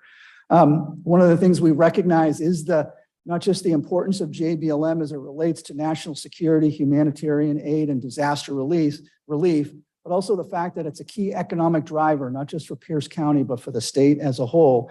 And matter of fact, during the pandemic, while many businesses were forced to shutter or close or cut back, what was the constant? Well, it was JBLM providing a stabilizing influence on our regional economy and here in Lakewood. And so what you can expect is for Lakewood to continue to take a leadership role as it relates to our military friends. 2 years ago, the city was able to effectively and efficiently allocate the federal CARES Act monies to greatly enhance that needed safety net here in Lakewood as it related to our most vulnerables by helping those with rental and utility assistance, as well as in support of childcare services and helping small businesses and landlords. That continued last year and in this year with the arrival of the ARPA monies. And to date, this body has allocated 52% of the $13.8 million that the city has received. And thus far, the monies have been allocated to address, for example, homelessness, education, equity, and investments in housing. This includes, in partnership with Pierce County and Tacoma, the acquisition of the Comfort Inn over on Hosmer that is now called Aspen Court, that serves as an emergency shelter and eventually becoming permanent supportive housing. The City Council has provided funding in support of communities and schools in support of the Warriors of Change program, as well as funds to the Pierce County BIPOC Business Accelerator program. Funds have been provided to Habitat for Humanity to continue their goal of building more low-income housing, as well as the Boys and Girls Clubs, YMCA, in support of child and teen programs, and Tacoma Pro Bono to help provide pre-eviction legal representation to those at risk of being evicted from their homes. And just recently, the City Council directed that 3 RFQs, requests for proposals, be prepared and released to seek respondents who can provide prioritized legacy projects specific to food bank capital cost, veteran shelter housing, and permanent low-income housing. Again, legacy projects to help Lakewood residents in those areas. And a decision on that is probably expected later this year or into early 2023. However, this level of commitment is not new. It's actually part of the DNA, this level of empathy that the Lakewood City Council and this community has always provided, because the issues of housing affordability, substance abuse, homelessness, and the lack of resources for mental and behavioral health is something that the city has recognized going back to its initial dates of incorporation. And since then, the city has provided a fairly tremendous safety net for those in need. And you can see them listed up there. And how we respond to that is really in two primary areas, or two primary ways. The first is the collaborative partnerships that we have with a number of service providers across a number of fronts. For example, LASA or Habitat for Humanity, Catholic Community Services, Greater Lakes Mental Health, St. Clair Hospital. I mean, the list goes on and on. And then on top of that, we provide direct funding to those agencies. The second is that the city funds and supports a number of programs to address homelessness and mental health and other social services areas. And some examples up there include our Veterans Treatment Court, our rental housing safety program, and of course, SSMCP and things along those lines. And again, those are programs that we directly fund. And as we look out into the next biennium, that's going to continue. And this budget proposes a total of $4.4 million in support of those programs for the next 2 years. As you know, we're a council manager form of government. The city itself is governed by the mayor and the city council. You hire a city manager, myself. My primary responsibility is to implement your policies and goals. That is done through our department directors. And we have a number of city employees as well as public and private contractors, as well as, again, a number of partnerships and how we get the work done. However, we do have 8 key city departments. That has not changed: city manager department, legal, administrative services, municipal court, police, community and economic development, public works engineering, and parks, recreation, and community services. And under each of those departments, and you're going to hear from the department directors in the next 2 Wednesdays, they in turn then have a number of programs that they deliver. At the same time, the city of Lakewood, we are not a full service city. So for example, there's a number of municipal providers that provide various services. For example, the Lakewood Water District provides water services. Pierce County Public Works is our sewer utility provider. Garbage, recycling, and yard waste is provided via franchise with Waste Connections. West Pierce Fire and Rescue provides fire and EMS services. We contract with the Nisqually Indian Tribe for jail services, as well as Pierce County. We're served by 3 electrical utilities: a public one, Tacoma Power, a private one, Puget Sound Energy, and a co-op, Lakeview Light and Power, which, as far as I know, does not exist anywhere else in Washington State. And then, as I mentioned, we are served by Pierce and Sound Transit. The Pierce County Library System provides library services here in Lakewood. And then we're served by 2 school districts, primarily the Clover Park School District, which also provides school services on JBLM, as well as a small portion of our city is provided by the historical Steilacoom School District. Back in 2015, August 19th, to be exact, the City Council, you adopted the following vision statement that's on the left there. Subsequent to that, you have developed goals and objectives for every biennium to accomplish and reach that vision. This was last done on June 21st, 2021, when you adopted goals for a 2 biennium period for 21-22 and the upcoming biennium 23-24. And these goals and objectives now serve as the underlying foundation for this proposed biennial budget that is before you. The budget itself is developed into several key components. The budget message, which I'm delivering right now, the introductory and executive summary provides an overview of the city's organizational structure, your goals and priorities, the budget process, your financial policies, followed by a more detailed analysis of revenues, expenditures, as well as statistical information concerning the city and our related local economy. Each department and program that follows the executive summary then lays out, each respective department's organizational chart, its accomplishments for the last biennium, its anticipated key projects for the upcoming biennium, how they align with the city council goals, who they are, and what they're doing. Also, the budget by fund section offers a detailed analysis of revenues and expenditures and changes in fund balance at every level, at every fund. And then following this section is the capital budget, which focuses on parks, transportation, sewer, surface water, information technology, and property management. And then lastly, there's an appendix section that includes salary schedules, fee schedules, glossaries, acronym list, statistical section, and the line item detail that then builds up to the budget itself. At the end of the day, the primary purpose of the municipal budget is to provide a link between your goals and the programs and how they're measured. I can tell you that this budget, it's results oriented, it's performance oriented, it's takes both a programmatic and line item approach as it relates to the allocation of city resources, and it continues the incorporation of performance measures. Likewise, we're always constantly seeking to improve our operations and services. An example of this is earlier this year, the city administered, after a bit of a layoff, the Lakewood National Community Survey to gauge our community satisfaction of our services, not just of us, but as the community as a whole. And the previous surveys had been done in 2015, 2017, and 2019. No, 2015 and 2019, and then this one was done in 2021, 2022. Overall, the survey found 21 rating increases and 10 rating decreases across 144 different areas. And so what this budget does is it focuses on strengthening and building upon those successes, but also how do we address the 10 areas that we saw some rating decreases.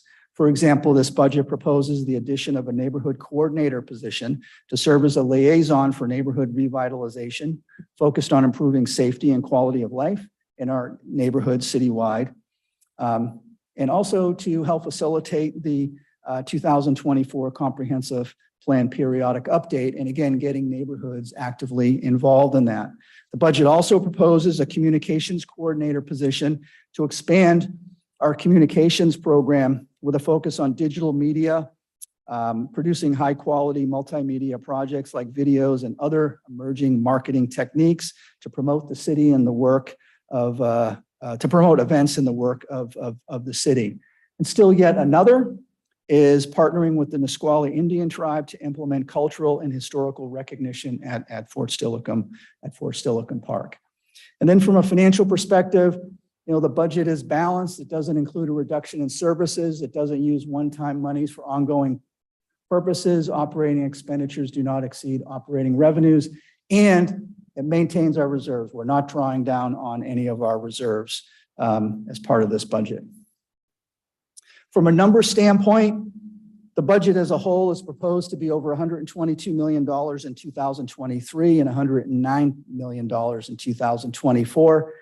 It's comprised of four primary components: general government, which is driven primarily by the general fund. Then we have four capital improvement funds, which is driven primarily by parks and transportation. We have one utility fund, a stormwater fund, and then we have four internal service funds, which include fleet, property management, information technology, and risk management. On the operations side, the city's operating revenue is expected to be $44.2 million in 23 and $44.8 million in 24. The major operating revenues include sales tax, which comprise about 27% of the total revenue, followed by property tax at 17%, and rounding out the top three, utility taxes at 12%. Those three major taxes comprise 57% of our general fund operating revenue. The balance of other operating revenue includes gambling and admissions taxes, franchise fees, fines and forfeitures, state shared revenues, licenses and permits, development services fees, things along those lines. And then these operating revenues are then supplemented with available fund balances as well as other financing sources, including interfund transfers between different funds, to get to the total operating budget of $75.5 million and $69.8 million for, again, 23 and 24. On the operating expenditure side, operating expenditures are proposed to be $44.2 million in 23 and $44.7 million in 24. Once again, public safety, which includes police, jail, CSRT, dispatch, animal control, and municipal court, as well as providing court services to Steilacoom and DuPont, comprises the largest component of the operating budget, representing 64% of the total operating budget. However, I would like to point out this is actually the lowest percentage it's been in a number of years. It's typically at 67, 68, or even 69%. The primary reason for this is that we have had a number of retirements over the last year and a half. Many of those employees, when they retired, given their longevity with the city, were compensated at the higher end of our salary schedule. And so when the new people who have come in, whether entry-level officers or even laterals, have been down at the bottom end of the salary, that's just where you start. And that has actually resulted in as a percentage anyways, a smaller budget than anticipated if we did not have those retirements. And then you can see the remaining portion of the operating budget is dedicated to the remaining seven departments up there. And then likewise, this budget here is also supplemented with ending fund balances and also other financing uses, which really focuses on our special revenue funds and interfund transfers, and getting to a total again of $79.5 million in 23 and $69.8 in 24. Just some real quick statistics here, and you can see our general fund operating revenues are projected to decrease slightly by 1.3% and then begin to tick up again in 2024. But please note, this is after a really significant increase in 2021 of 12.1%. And the economy just seemed to have been on fire, and we are beginning to see it slow down a little bit. However, as we compare overall, to the last 10, 12 years, certainly that is on par with I would describe as a quote unquote regular or normal year. Likewise, our operating expenditures are projected to grow 3.2% in 23 and 1.2% in 24, which again is on par with where our averages have been looking, going back to 2009 or so. As it relates to our largest revenue source, sales tax, here's the good news. The good news is that the economic disruption caused by the pandemic, coupled with, the significant economic growth that's been happening here in Lakewood, resulted in increased sales tax collections. And you can see that significant jump in 2021, and you can see it kind of ticking down a little bit, but still much higher than it was in 1918 and going back to 2016. The one area of concern that we have is in 2022, the retail trade component, which is those brown boxes there down on the bottom of each of those columns, has slowed. As a matter of fact, halfway through the year, retail trade has declined almost $400,000 or 11.5% as compared to 2021. But the good news is that services and wholesale trade is more than picking up for that. But that is a concern, and we want to keep an eye on that. While construction too has slowed, it's likely that as we look out, particularly in 24 and beyond, that the Western State Hospital improvements, the construction out there, it's estimated to be, the state has budgeted $500 million. That contract has not yet been let, but it's expected, DSHS has told us that they'll probably get underway maybe sometime in 2023. So the soonest we would begin to see potential tax revenue associated with that would be the latter part of 2023, just given the lag in reporting and distribution of funds. But if we were to look at the $500 million, not all of that is subject to retail sales tax. Not all of that is taxable, but if it was half of it, that might be a little too much. But assuming it was half, that would be about $400,000 a year for the next 5 years or so. But again, we have not built that into our projections because our financial policies dictate that revenues will not be recognized until received. So once that revenue comes in, then we can adjust accordingly as we look out into the future. Given where we are from a recessionary standpoint, if that does happen, that's potentially a potential bridge that can help us as we look out into 24 and 25. And then this graph right here, what this shows is you want it to be green or flat. You can see 23 and 24, we're right there. Operating expenditures are a little bit below operating revenues. We've essentially pushed the envelope in 23, and we have a very, very small balance left in 2024. And then likewise, as we look at reserves and ending fund balance, you'll see the green line there across the board is 12%. So that is our general fund reserves that needs to be set aside for unanticipated activities. And you can see that actually we have well exceeded that in 2021, 2, and into 3. And again, the reason is that the economy was booming along and it generated a sizable amount of one-time money. It's also important to remember that what are reserves set aside for? They're set aside to address any dramatic fiscal difficulties that we might have. So far, knock on wood, we haven't had to draw down on it.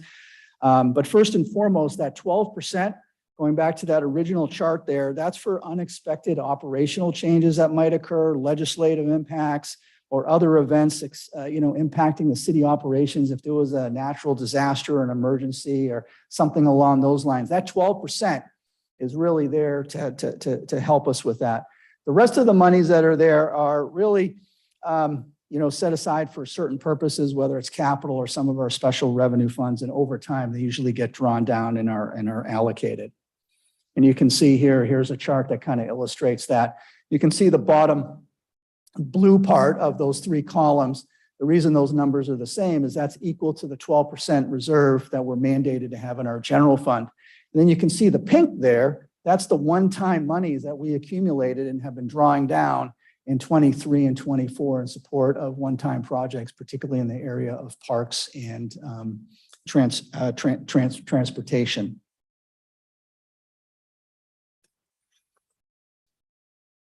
So as we look forward, actually right now, and knock on wood, hearing all these rumblings that the economy is going to go in the tank, but right now, our finances, quite frankly, have never been stronger. Again, the one outlier is, where's sales tax on the retail trade going to go? But our budget is balanced, and we continue to, build upon that. City personnel costs comprise 65% of our general fund. And this graph here, this illustrates the number of regular full-time equivalent employees that were employed by the city beginning in 2014 through 23 and 24 proposed. Up until 2014, the city actually averaged around 245 FTEs, and you can see in the coming biennium, we're proposing 223, but it was much lower than that leading into this biennium. What happened was in 2015, we recognized that we were well beyond our means, and we had to make some significant structural changes to address that. And we did that in 15, yet at the same time, we were able to redeploy our resources that we actually also increased our services as well.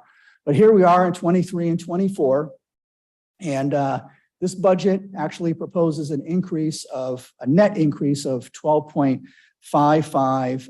FTEs. Now, I do want to point out that this 12.55 in 23 and 24 compares to our 2022 adopted budget.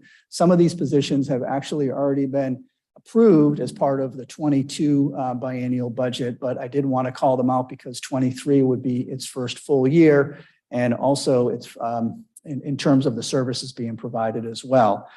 Two of the positions I already talked about, the communications coordinator and the neighborhood coordinator, so I won't talk about that. The budget includes an IT analyst, really to focus on a lot of the PRA requests that we're getting, cybersecurity, help desks, and just the implementation of our IT projects across the board. The budget includes 2 associate planners. One as it relates to actually administering tree permits, presuming that this body does update the tree preservation code. Somewhere along the lines has been recommended by the Planning Commission that will take additional resources, as well as included as a part of the budget is funding in support of an arborist. The second associate planner is in support of our sustainability program to focus on the climate change action plan, again, that your Planning Commission has recommended to you that you are going to hopefully see beginning next Monday. And if that goes into place, this new position will be needed to help implement that. There's a 0.25 program coordinator in CDBG. The purpose of that is to help with some of the ARPA funds that came through CDBG. It's actually a shared position between Human Services and Lakewood Promise. There's also a program coordinator for ARPA, and that's really to administer all of the ARPA funds that we've had, as well as serve as our resident navigator for all the agencies that we're working with, or folks who contact us in support of that money, as well as pointing them in directions of county and state monies as well. Continuation of the rental housing assistant program, that was a limited term position 2 years ago. Another permit tech position is proposed to keep up with the increased work happening in development services.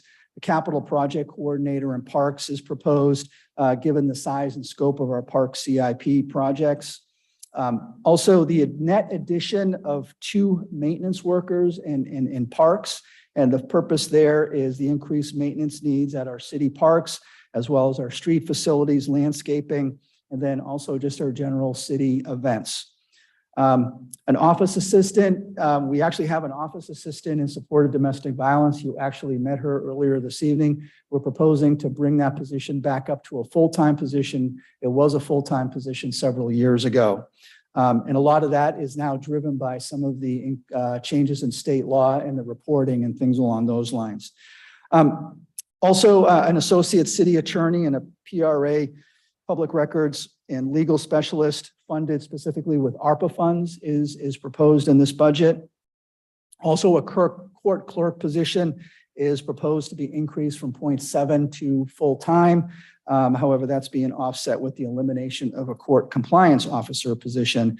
And then an additional police lieutenant is proposed. That was actually approved earlier this year, but we want to continue that into 23 into 24 to handle the management of our body worn camera program, as well as increased public disclosure requests related to that, and also the responsibility for Lakewood's participation and response as a member of the Pierce County Force Investigation Team, and also overseeing our SRT, our special response team, after withdrawing from Metro SWAT a number of years ago. And then the diversity, equity, and inclusion manager position is proposed to be replaced with contracted services, that with that program then being headed up by our deputy city manager, our communications manager, and our assistant to the city manager and policy analyst to develop the city's DEI strategic plan and other DEI efforts. I also wanted to point out, and I know the department directors are gonna, or actually Ms. Dodsworth is gonna point this out. One of the other things that's in here to support our maintenance and operations crew is funding some contract help to help with some of the homeless encampment cleanup.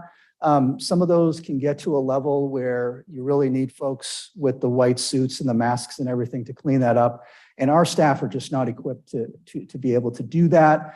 And it happens about 3 or 4 times a year. So this budget does include some funds to be able to do that.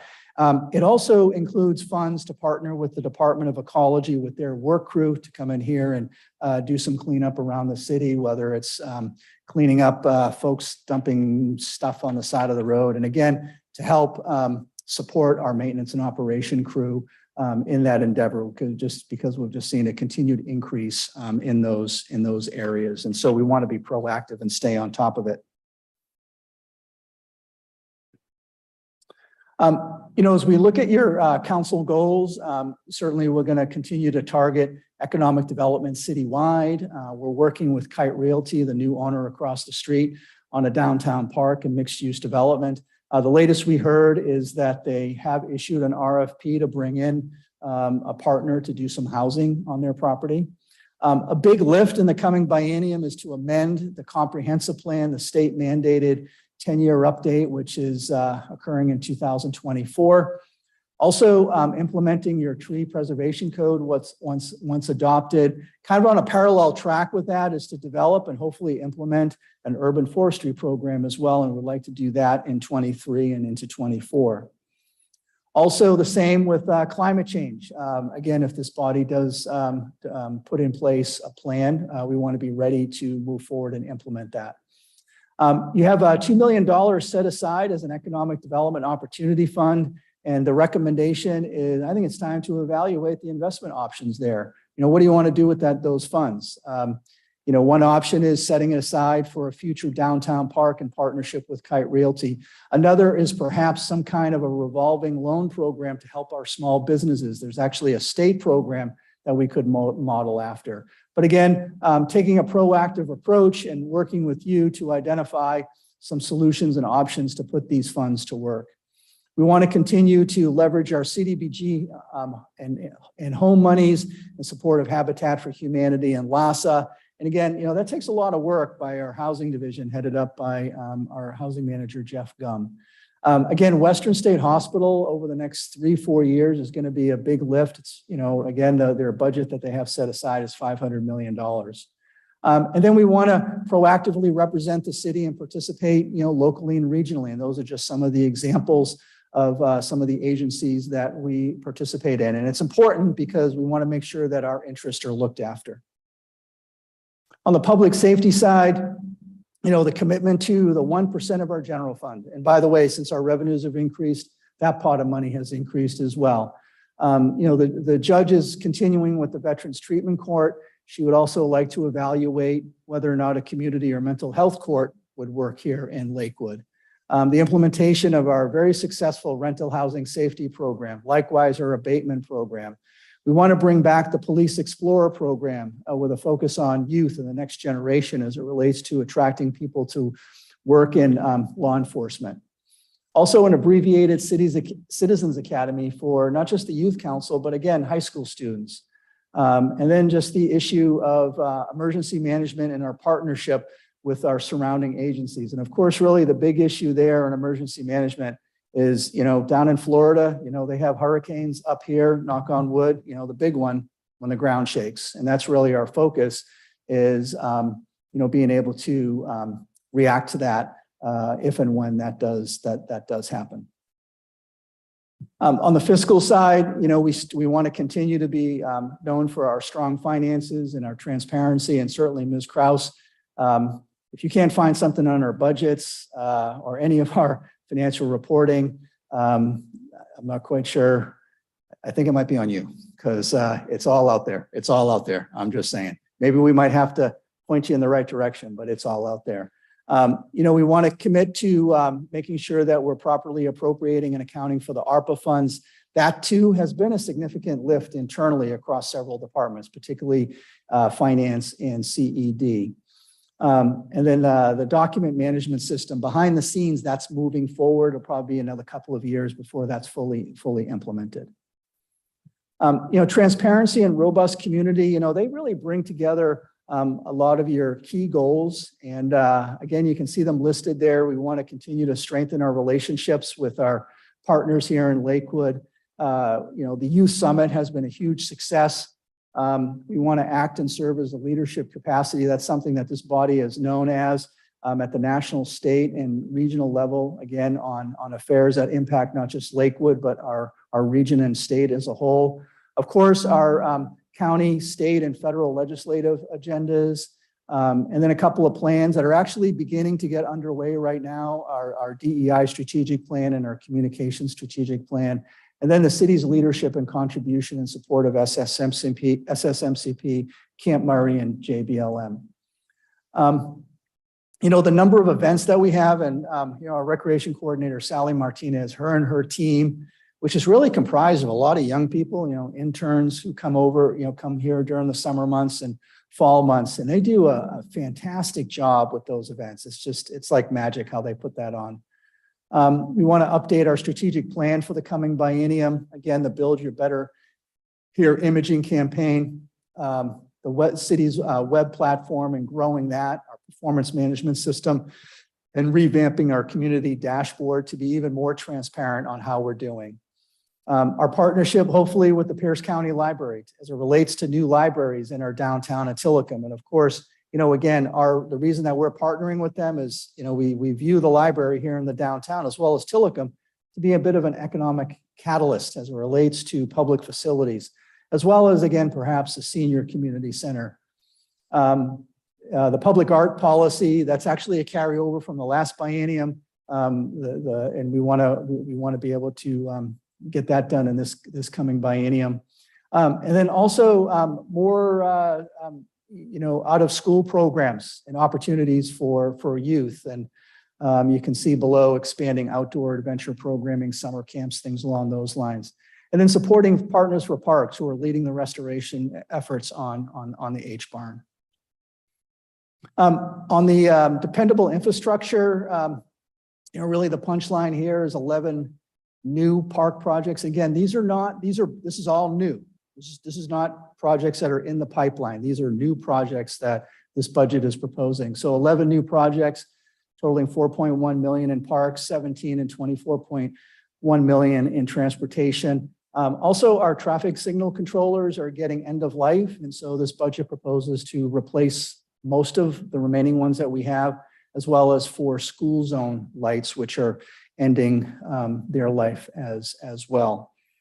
On the park side, you can see again the 11 projects plus project support. You know, if we look back the last 8 years, you know, Ms. Dosworth and her team have completed 45 separate standalone park improvement projects valued at over $25 million. And that's Fort Steilacoom Park, Springbrook Park, Harry Todd Park, and the list goes on and on. And but that's going to continue as we look out into the next biennium. Here's kind of a map just illustrating where those projects are. A couple I'd like to call your attention to. Most of these are actually moving forward with actual design and construction, like for example, Ward's Lake or Oak Brook, or our park sign replacement program and our playground replacement, our partnership with the Nisqually Indian tribe.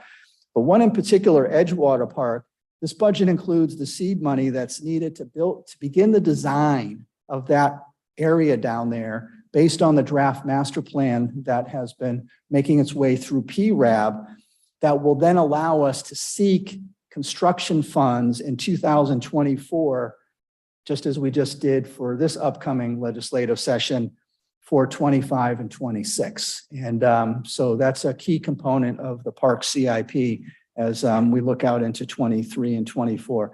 Another one is down at Harry Todd Park, repurposing some of the aging, the skate park and the old tennis courts down there that I understand are over 50 years old, and transitioning those into 4 pickleball courts.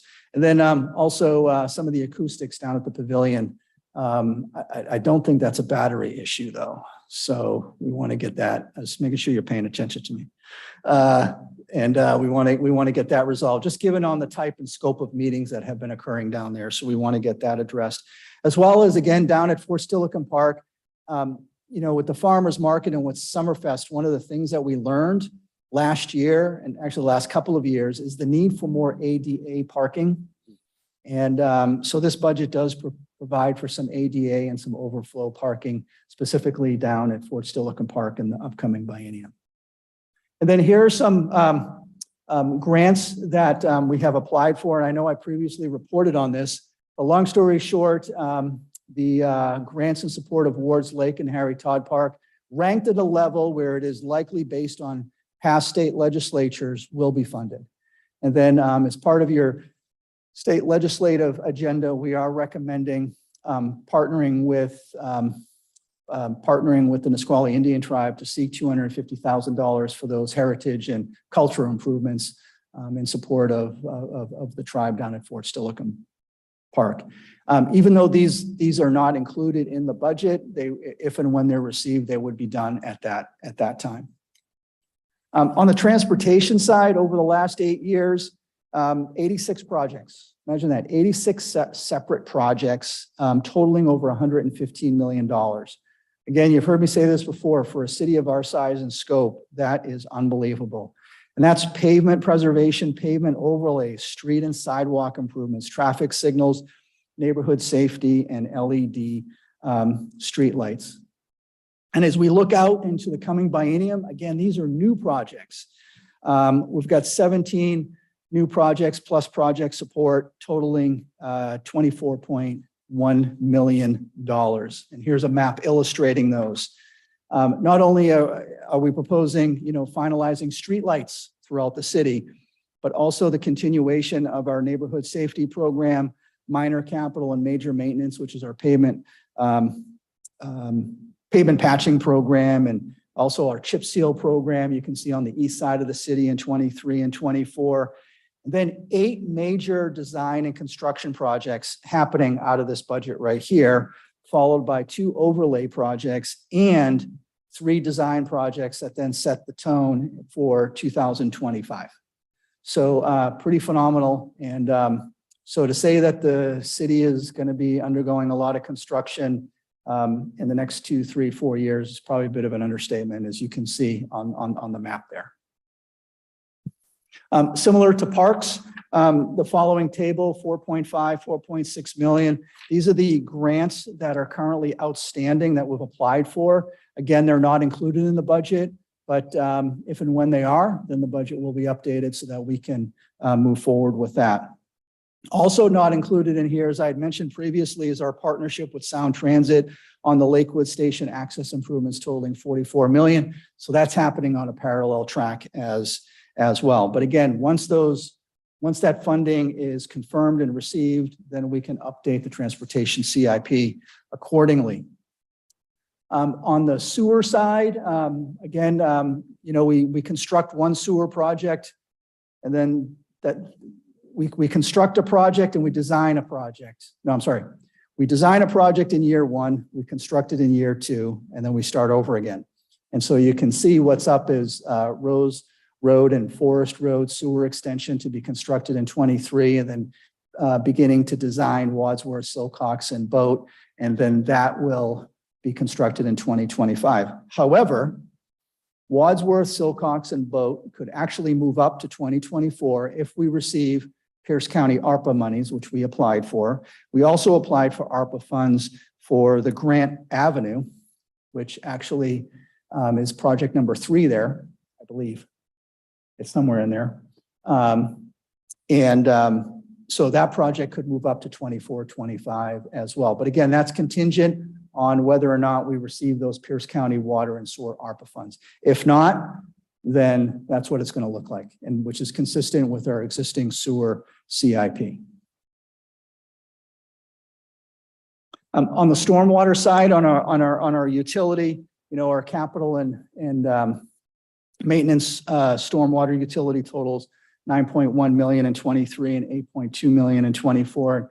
Here's the capital side right here. You can see Wahop Lake, also the Clover Creek Stream Bank Restoration Study, and also just our annual drainage pipe repair projects that we do as part of our annual look at our pipes when we get in and do the TVing and such. Also, the city will continue to support American Lake Management District that was formed in 2019. And then also, the stormwater utility does provide funding in support of transportation CIP that you can see illustrated there. On the internal service funds, you saw earlier the internal service funds comprised of information technology, fleet, property management, and risk management. They're each about $15 million a year. They each include their own capital component. Here's the fleet component in terms of replacing vehicles and or new equipment, primarily in the area of parks. Over 90% of this is funded with replacement reserves, which is what these programs are set up to be able to do. The same thing on property management. This is consistent with our 6-year property management plan that was developed back in 2016. And so we're continuing to move forward on that. You can see a couple of projects at City Hall, the police station. A real big one is down at the O&M facility, is taking out the fuel tank at Fort Steilacoom Park and building a state-of-the-art one over off of Front Street. What this does not include is an update to the evaluation of City Hall and moving from 3 floors to 2 floors. We haven't gotten there yet. So that'll probably, if this body decides to move forward with that, that would likely be part of a 2023 budget adjustment or something along those lines. On the information technology side, again, this is consistent with our existing information technology plan, and just builds upon that. It's focused on just, again, upgrading and replacing our existing software and our hardware. It also focuses on additional Wi-Fi services for public access, as well as providing for expanded video surveillance cameras that police can use in high crime areas, as well as focusing on cybersecurity. That is becoming a day-to-day item in terms of trying to block folks from getting into our system. And again, another need why we need another IT analyst as well. The city has, in the last couple of years has issued some debt, all in support of transportation projects. Yet our debt rating is still a AA. As a matter of fact, we're recognized with such a strong rating, and that's again a reflection of Ms. Kraus, who is sitting behind me. And you can see our debt service as compared to our general fund operating revenue is still low. I know, we didn't have a lot of debt up until 2021 or so. And even though it's increased to 5.8 and 5.7%, that is still considered very low debt service as compared to our operating revenue. Matter of fact, a city of our size and scope, we could probably be up at 12 or 15%, just given the makeup of our organization. I am not proposing that, and that's from a councilmanic form of debt, which is debt that's not issued with voter approval. But again, you can see that you're putting those monies to work, yet also very, very effective in terms of how the city is evaluated from independent third parties as it relates to our debt. As I just wanted to finish up real quick and just say thank you, Mayor and Council, for your leadership and your direction as we put this together. I'd also like to thank our employees and our department directors who played a role in providing feedback and input and drafting this budget and getting this all together.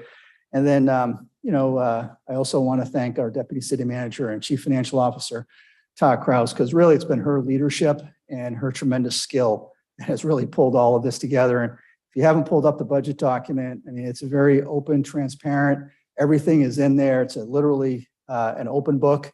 And, our goal there is to help facilitate a good dialogue with you so you can make really good policy decisions without wondering about, okay, where's this, where's that? It's, I believe we have kind of, laid it all out there for you. So with that, that's my conclusion right there. Overall, right now where we are, we're in very strong financial condition. We have allocated down to, I think there's $95,000 left at the end of 2024. So, but I've done that to you before. Cover the batteries. We're putting it all. Yes, there's batteries in there, Mayor. We're putting all your money to work and the money of the community of our residents and our businesses. So also next steps are October 5th, department presentations, October 12th, same, October 24th, which is a study session,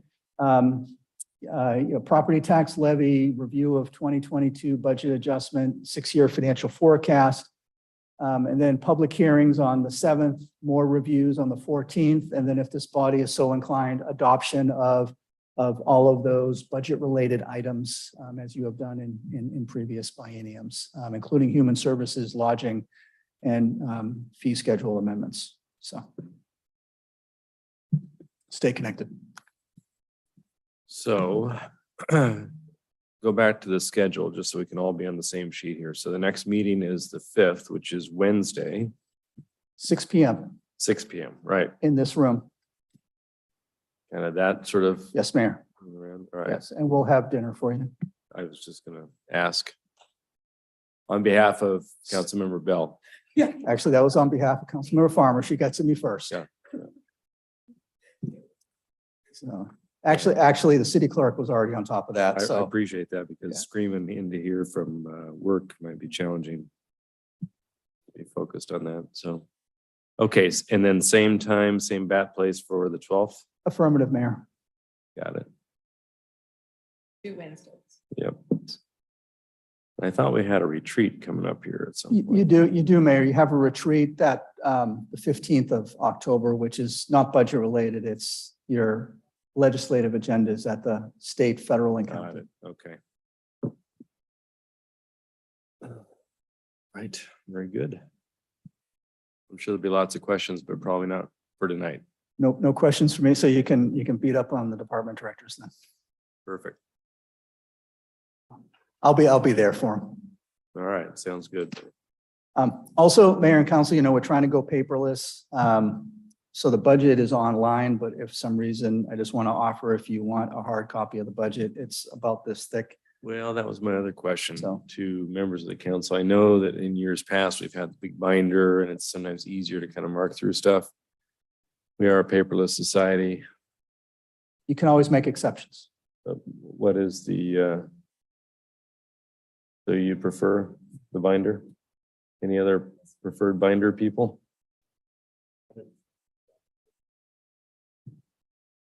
Sounds like binders are the option du Okay. jour. It's okay. No, it's a big 3-ring binder. Is the document that's on, if you have that as a PDF? It is council member, and then you can click on different tabs to go. Yeah, yeah. But we'll print out 7. It's okay. Is there enough? You guys have enough paper for that extra 95 grand? We'll have to check oh, no, we don't have to worry about batteries because the copy machine is plugged into the wall. Got it. All right. So long as we pay our electrical bill. Yeah, exactly. Okay, very good. If nothing else, it works for a great doorstop at the end of the process. Yeah. Mr. Anderson. Timeline for? What's the meeting time on the 12th? I don't have an appointment. It is request for that. Yeah, 6 o'clock. 6 p.m. council member. 6. Yeah. On the 12th. Starts at 8:30. Yes, the one on the 15th starts at 8:30 unless you'd like to start earlier or later, earlier, 8:30. That seems to be a good time.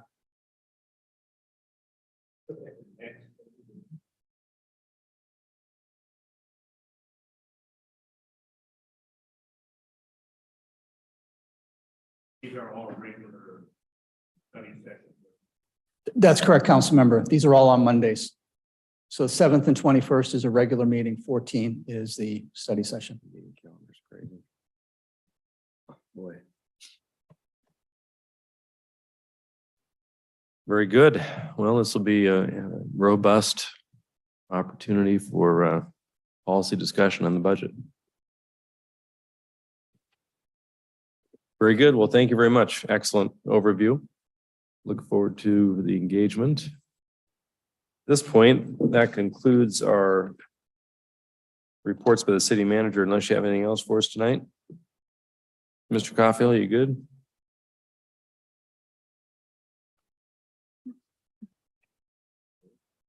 Anything else for us tonight on reports by the city manager? Or? Just 3 things real quick, Mayor. The Very first good. is Truck and Tractor Day on Saturday from 12 to 3. Don't forget the pumpkin launching. That's my favorite part. Great.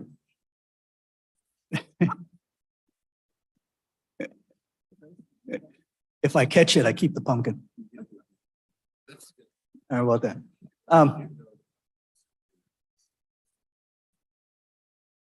Second, I wanted to report that, our behavioral health contact team, during the current biennium, this body allocated funding to add a 3rd member of that team, a mental health professional, which we did early on. But we had a hard time working with Greater Lakes Mental Health. They just had a hard time hiring somebody. I'm pleased to announce that a 3rd member of that team is going to be starting in November. So Great. Greater Lakes Mental Health was able to hire somebody. They're actually moving from the East Coast out here. And so that person is starting on November 7th.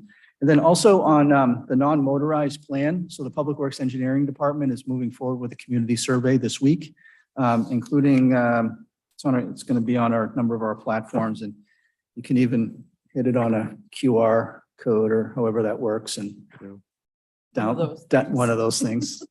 So I've done it. I need help, but I've done it. So that's going to be going out this week as well. So you can look for that. So that's my report, Mayor.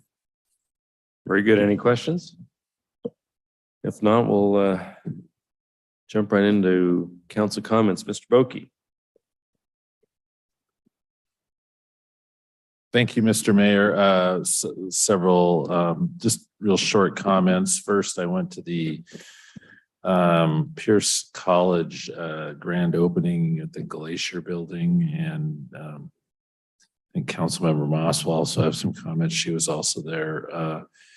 It holds the veterinary tech and the dental hygiene programs, and wow, it is really a neat building and really well done and very, very impressive. And so I think it's really a step forward for the college, and I think a nice cap on the career of Dr. Michelle Johnson, who's just been incredible out there, just has done an outstanding job for so long.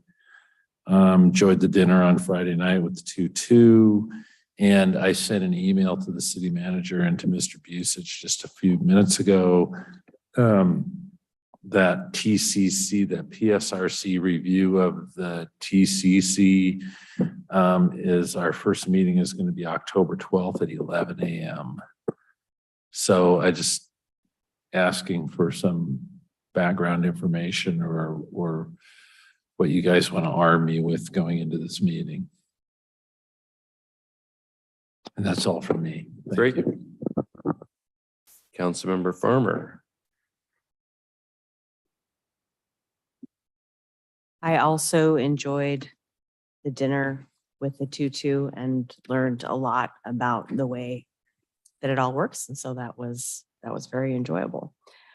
Administratively, I have a conflict next week for giving the school board report, and I'm wondering if I can switch with somebody.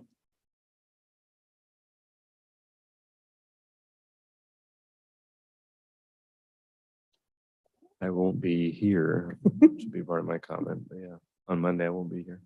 Otherwise I would. I mean, we can certainly miss. Yeah. Okay, might have to skip.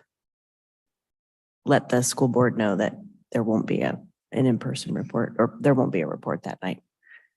Looks like nobody can make it. All right. I would like to propose that the council take up naming the plaza that is on Motor Avenue. It actually does not officially have a name. The road is Motor Avenue. The plaza is colloquially, cannot say that word, informally known as Colonial Plaza because the property owner refers to it that way, and we've just sort of adopted that nomenclature. I would like the council to look at naming that officially. I'm interested in naming it Community Plaza. The construct that Dr. Claudia Thomas was known for, and that we have the theme that we've used in this city for years with the spelling of calm and unity, community, focusing on the unity portion of the word unity.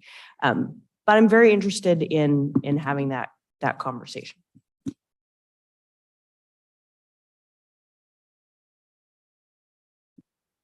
Thoughts? We need a So I second have a person. second person who's bring it on there. interested in. I'll second it for discussion. Very good. We do have a naming policy now, but part of that naming policy, the council can certainly promulgate a name. Yep. There have been some colloquial comments about Unity Plaza in recognition of Claudia Thomas's unity and community proposal there. So it might be very simple, but it's worthy of having a discussion, but it's probably something given our budget endeavors. It might be a January topic. It's up to Mr. Caulfield though to find some time. Anything else? So that's it. So I'd be interested in finding some time before the end of the year. That's my request.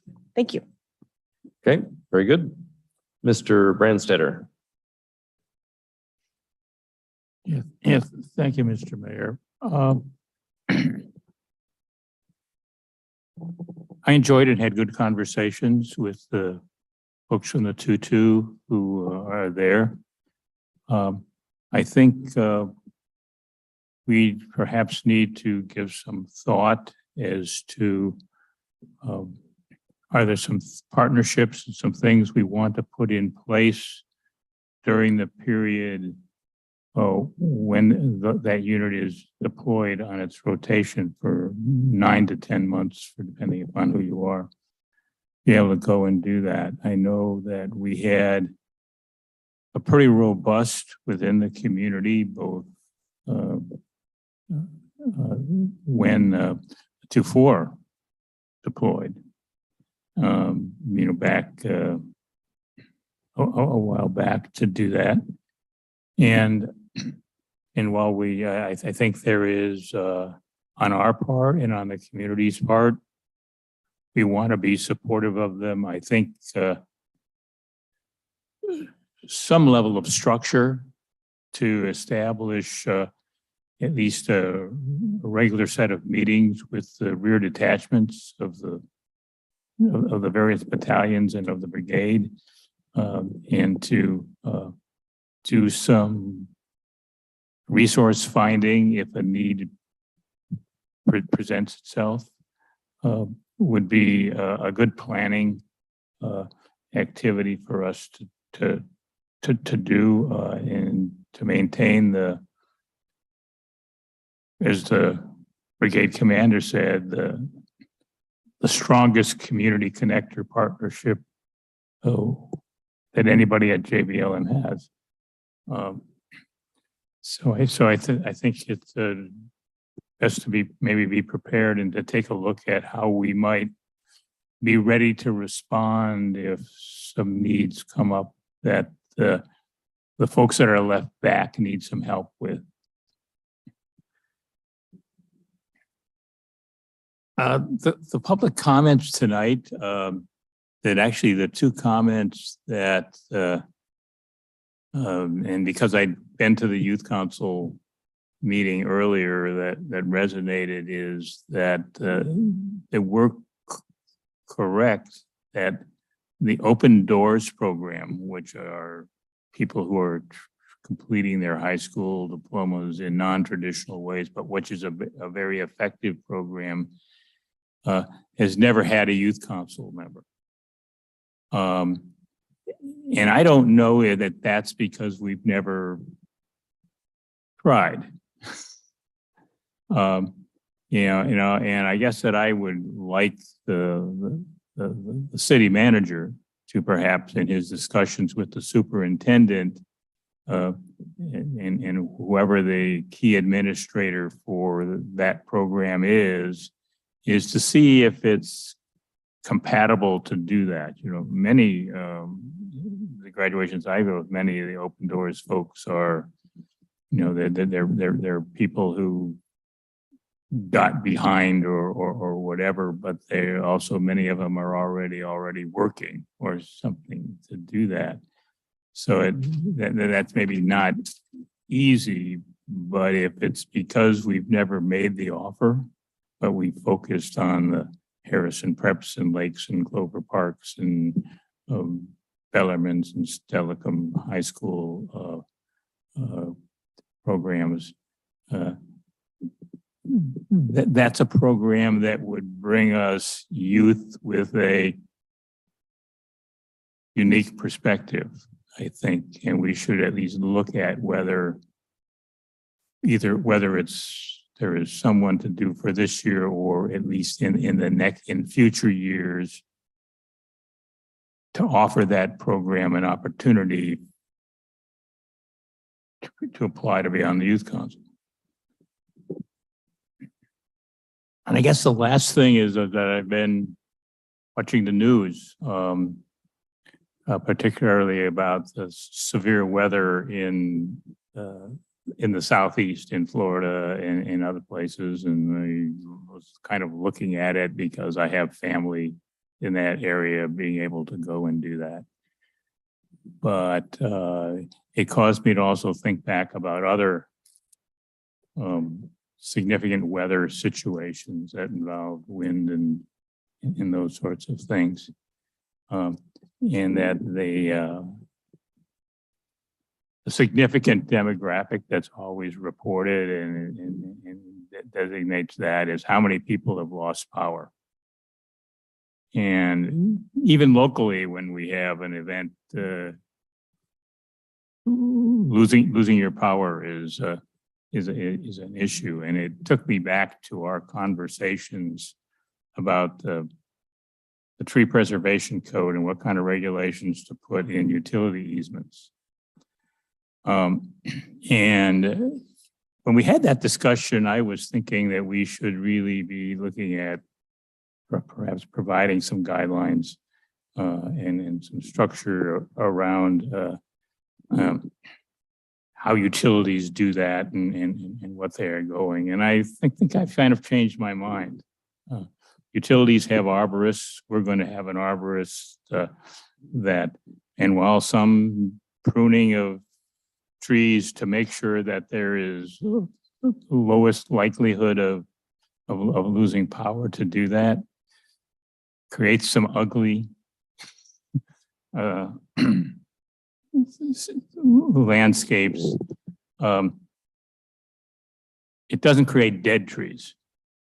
And it's trees that grow back and being able to go and do that. And I wouldn't want our code to do anything that would limit the utilities' abilities to maximize our being able to do that. And so when we come back to that discussion, because it's one of the two areas that we didn't resolve, you know, I'm kind of saying, you know, let's regulate removing trees, but let's allow folks that have the advice of arborists and are doing all that and are doing it in the nexus of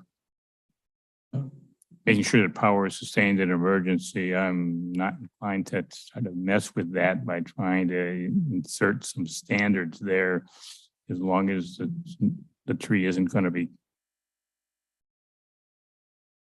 at risk of surviving. And I think that's about what I have this evening. Great. Councilmember Bell. Thank you, Mr. Mayor. I'm very brief. I also attended the dinner and I thought the 2-2 dinner, and I thought it was really great to meet everybody. I made some great connections, exchanged some phone numbers, learned a lot. It's just something wasn't as familiar with. So it was really educational and informational, and it was great to make that human connection with them. So I really enjoyed that a lot. And then I think it's a fabulous idea to take a look at renaming Motor Avenue and what is going to be happening there. So I'm in support of that too. Thank you. Mr. Anderson. Thank you. I also enjoyed the event with the 2-2. This is kind of a strange time to deploy where families are going to miss their service member over the holidays. And so we might consider hooking up with the FRGs, the family resource groups, and seeing if we can kind of enhance the holiday experience for the kids that are left. We did that a dozen years or so ago when people were deploying to Iraq. In fact, one of my fondest memories was we had done that from a distance, and I got a panic call from the CO's wife, and they lost their Santa Claus that they had hired. And could Lakewood do something? And I had a Santa Claus suit, so I was Santa for the FRG Christmas party. I think we should look into that. I like Mr. Branstadter's suggestion about the regular contact.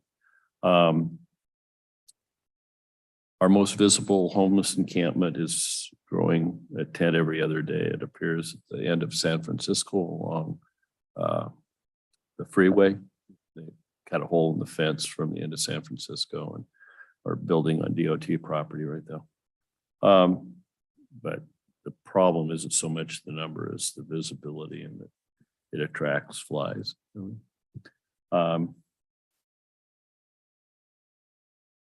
Mr. Caulfield actually mentioned this one, and I'd thought about before. We should look into acquiring the rights to Old Settler Cemetery. It's a historic site. It's from time to time an eyesore on Washington. It was my understanding, from my readings correct, it was deeded to Pierce County 25 years before statehood as a cemetery for original settlers and their descendants. But it gets overgrown. We could take better care of it. And I think it's going to have a higher profile here relatively quickly, because if you look at all the water mains that are the pipes for new water mains that are laying along Washington Boulevard, they're going to have to put those in the ground. The streets actually build over part of the cemetery. So we might want to spruce it up before the news cameras show up. The other thing,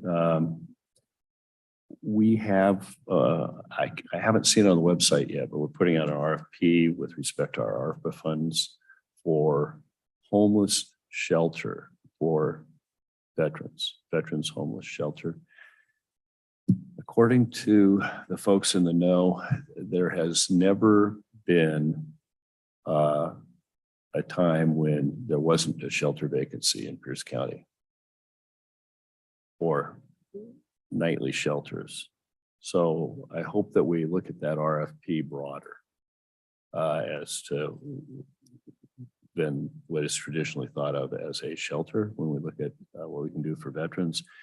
And I can't say when or where exactly where, but you may have seen that Pierce County has proposed a community first village that the council is going to consider a $23 million appropriation for. That has a designated veterans element. And so we might want to see if there's a partnering opportunity. I just asked my fellow council members to keep an open mind as to the scope of that RFP and what we want to do with it, rather than just say we're going to put some nightly shelter beds out there in case we have a veteran that needs it. And I will be gone Wednesday and Monday. I'm going to be in California. Very good. Deputy Mayor Moss. Thank you, Mr. Mayor. It's just a busy week, but it was a lot of fun as well. Ribbon cutting at Pierce College was really interesting. The veterinarian area that they've set up, it's hands-on kind of because the equipment that they work with is like models of humans or dogs. And the dental area is like the head of a person that they can move it around and do all kinds. It's the state of the art. It's really nice. So I'm happy to see that. I also attended ribbon cutting at Pierce Technical College when they opened their area called the Masonic Center. It's a multicultural office, student access, inclusion, and community. So they're looking at, it's a space for exploring, cultivating, and celebrating the interactions of equity, diversity, and inclusion. So I've been in contact with the person that's in charge of that, so we can see how we can work together, especially when it comes to the Multicultural Coalition. And so let's see. Thursday, I attended the 2-2 Striker Brigade. That was a lot of fun. I appreciate the fact that they are so open to getting to know more about the community. And we were there to help them understand that. That was great.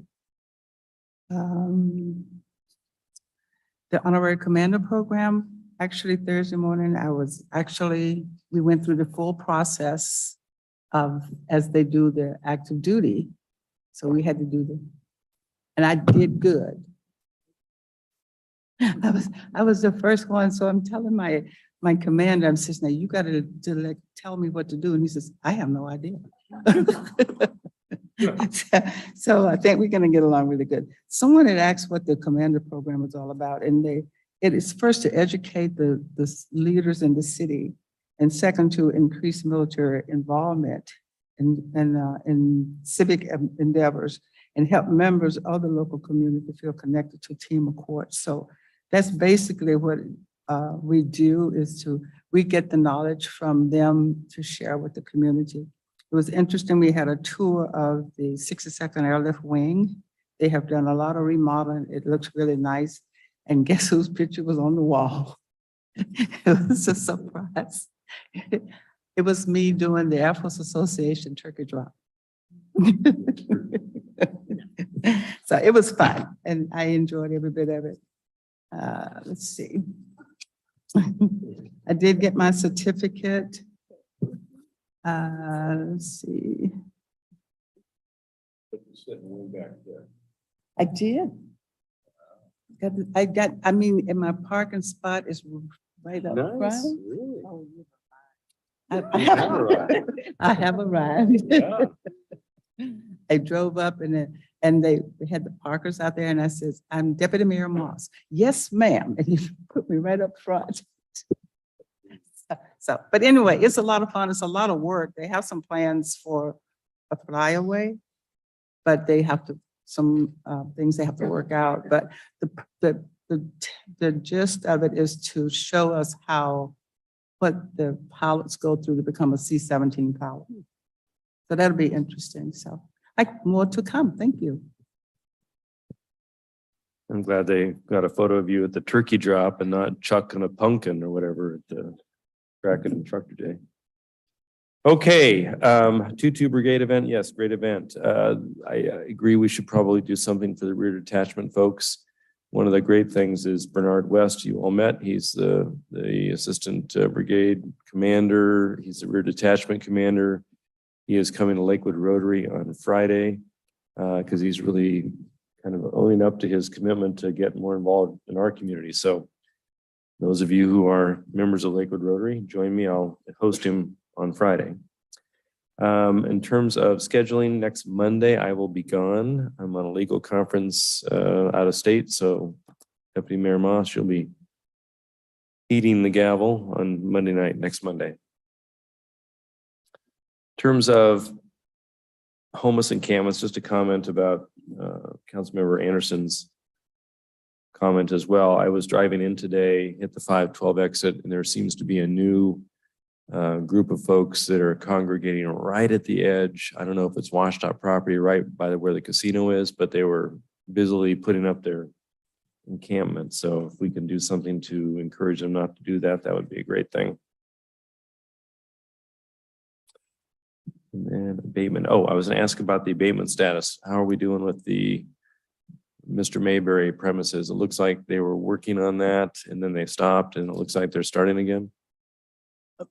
No, they haven't stopped. They Okay. were working. Mr. Mayberry tried to interfere. And so, so we have a warrant to be on that property. And he then tried to take the position, well, it's my property. And we pointed out to him that you are interfering. And if you continue to interfere, you will be arrested. So Good. that's kind of where we left it at. And we've had police officers down there.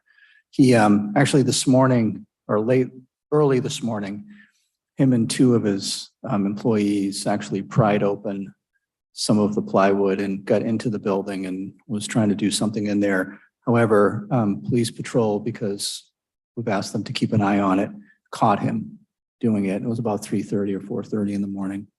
So that was the first contact. And then our building official and our housing manager and our assistant city attorney reached out to him as well as his attorney just to let him know the lay of the land. But long story short, he can be on his property.